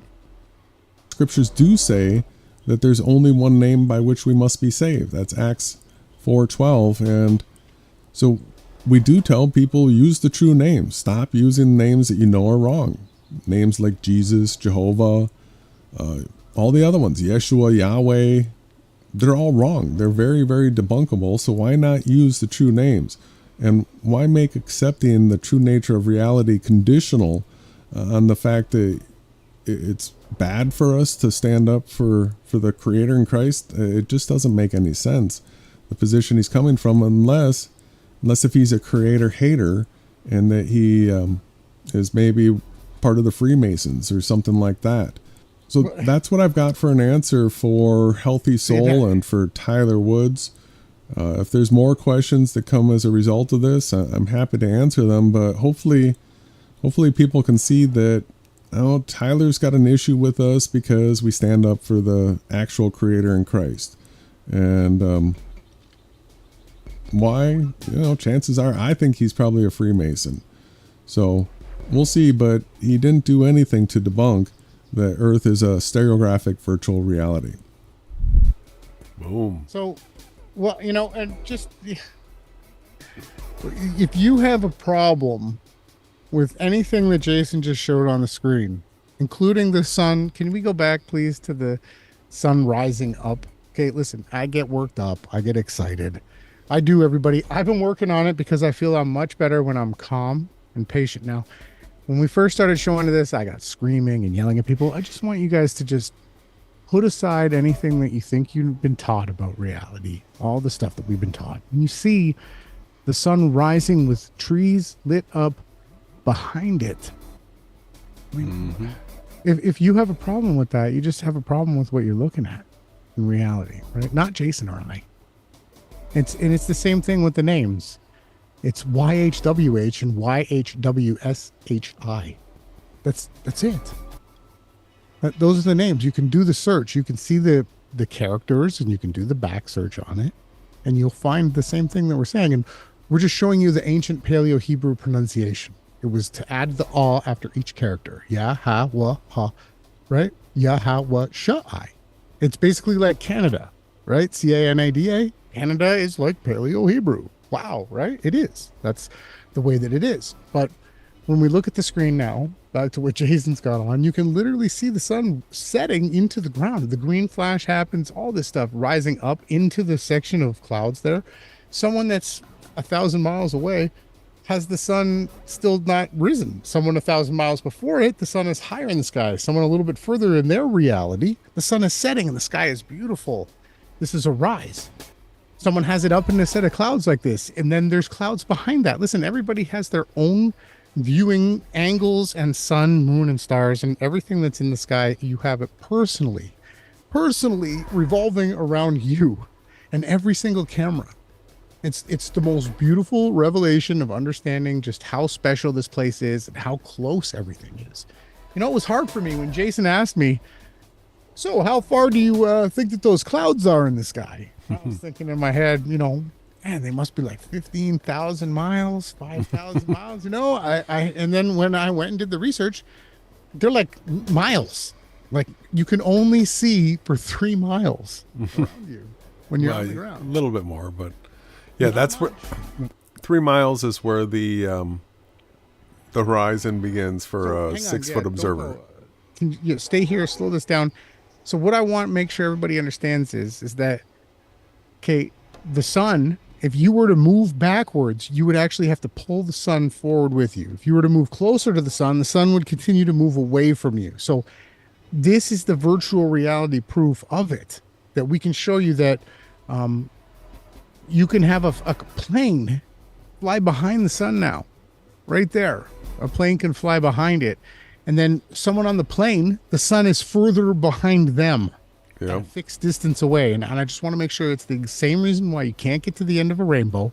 All of the luminaries, everything that's in the heavens is locked, equidistant to us at a perfect amount. And actually, as we rise, they move further away and they get to a further distance. But everything in reality is set this way with, you have an earthly understanding and an earthly realm that's physical where we walk in the avatars. And then there's a spiritual heavenly realm that interacts above us with these luminaries. Look at that video. I mean, it's just stunning.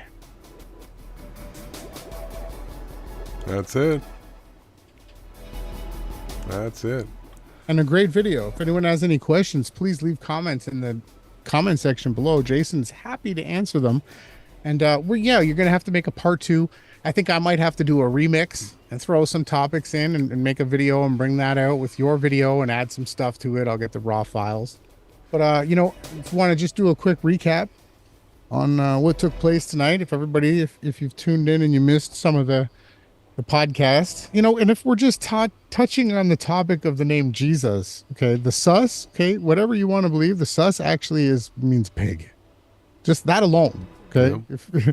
If you're going to hold on to the name Jesus, just look at the sus. Search in the Google bar, what does sus mean? Okay. And if you proclaim him to be your king, savior for what he did for you, I mean, why would you want to call him a pig?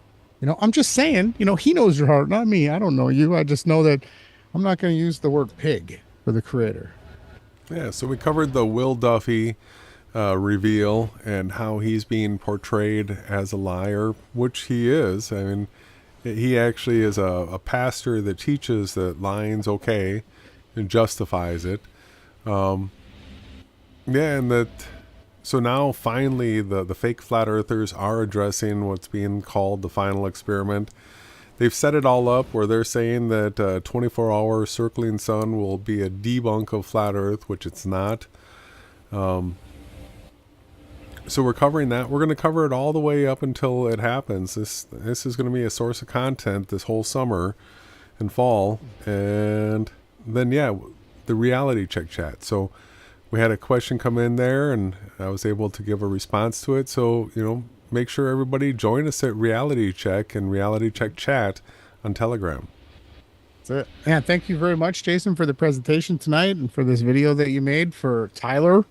Wherever Tyler is, I hope he's doing well, man. Come back to the truth, bro. We ain't mad. I ask everyone that tunes in, please do me a favor, forgive me for my flaws. Just like I'm going to forgive you. Just come truth with it. Jason and I don't Jason, you've always just wanted to share the truth with people, and you wanted to like try to build up other people to share the truth, right? That's your goal. Yeah. It's obvious. And, you know, I commend you on it. And I just ask that everybody just start fighting for the truth. You know, what else are you going to have to lose? Okay. And if you can correct us on anything, please do it. Do it. Please give us the correction. Put a comment below. We always want to be corrected. Okay. We're not uncorrectable. This isn't some cult. Okay. Just because when we find fundamental truths and we say, hey, this is a fundamental truth, that doesn't mean that it can't be corrected. Okay, we're not heliocentrists. We're virtual reality guys, okay? Yeah, well, where's the only place people are going to get this content, brother? Only in this virtual reality on the Team Yahawashai News Networks.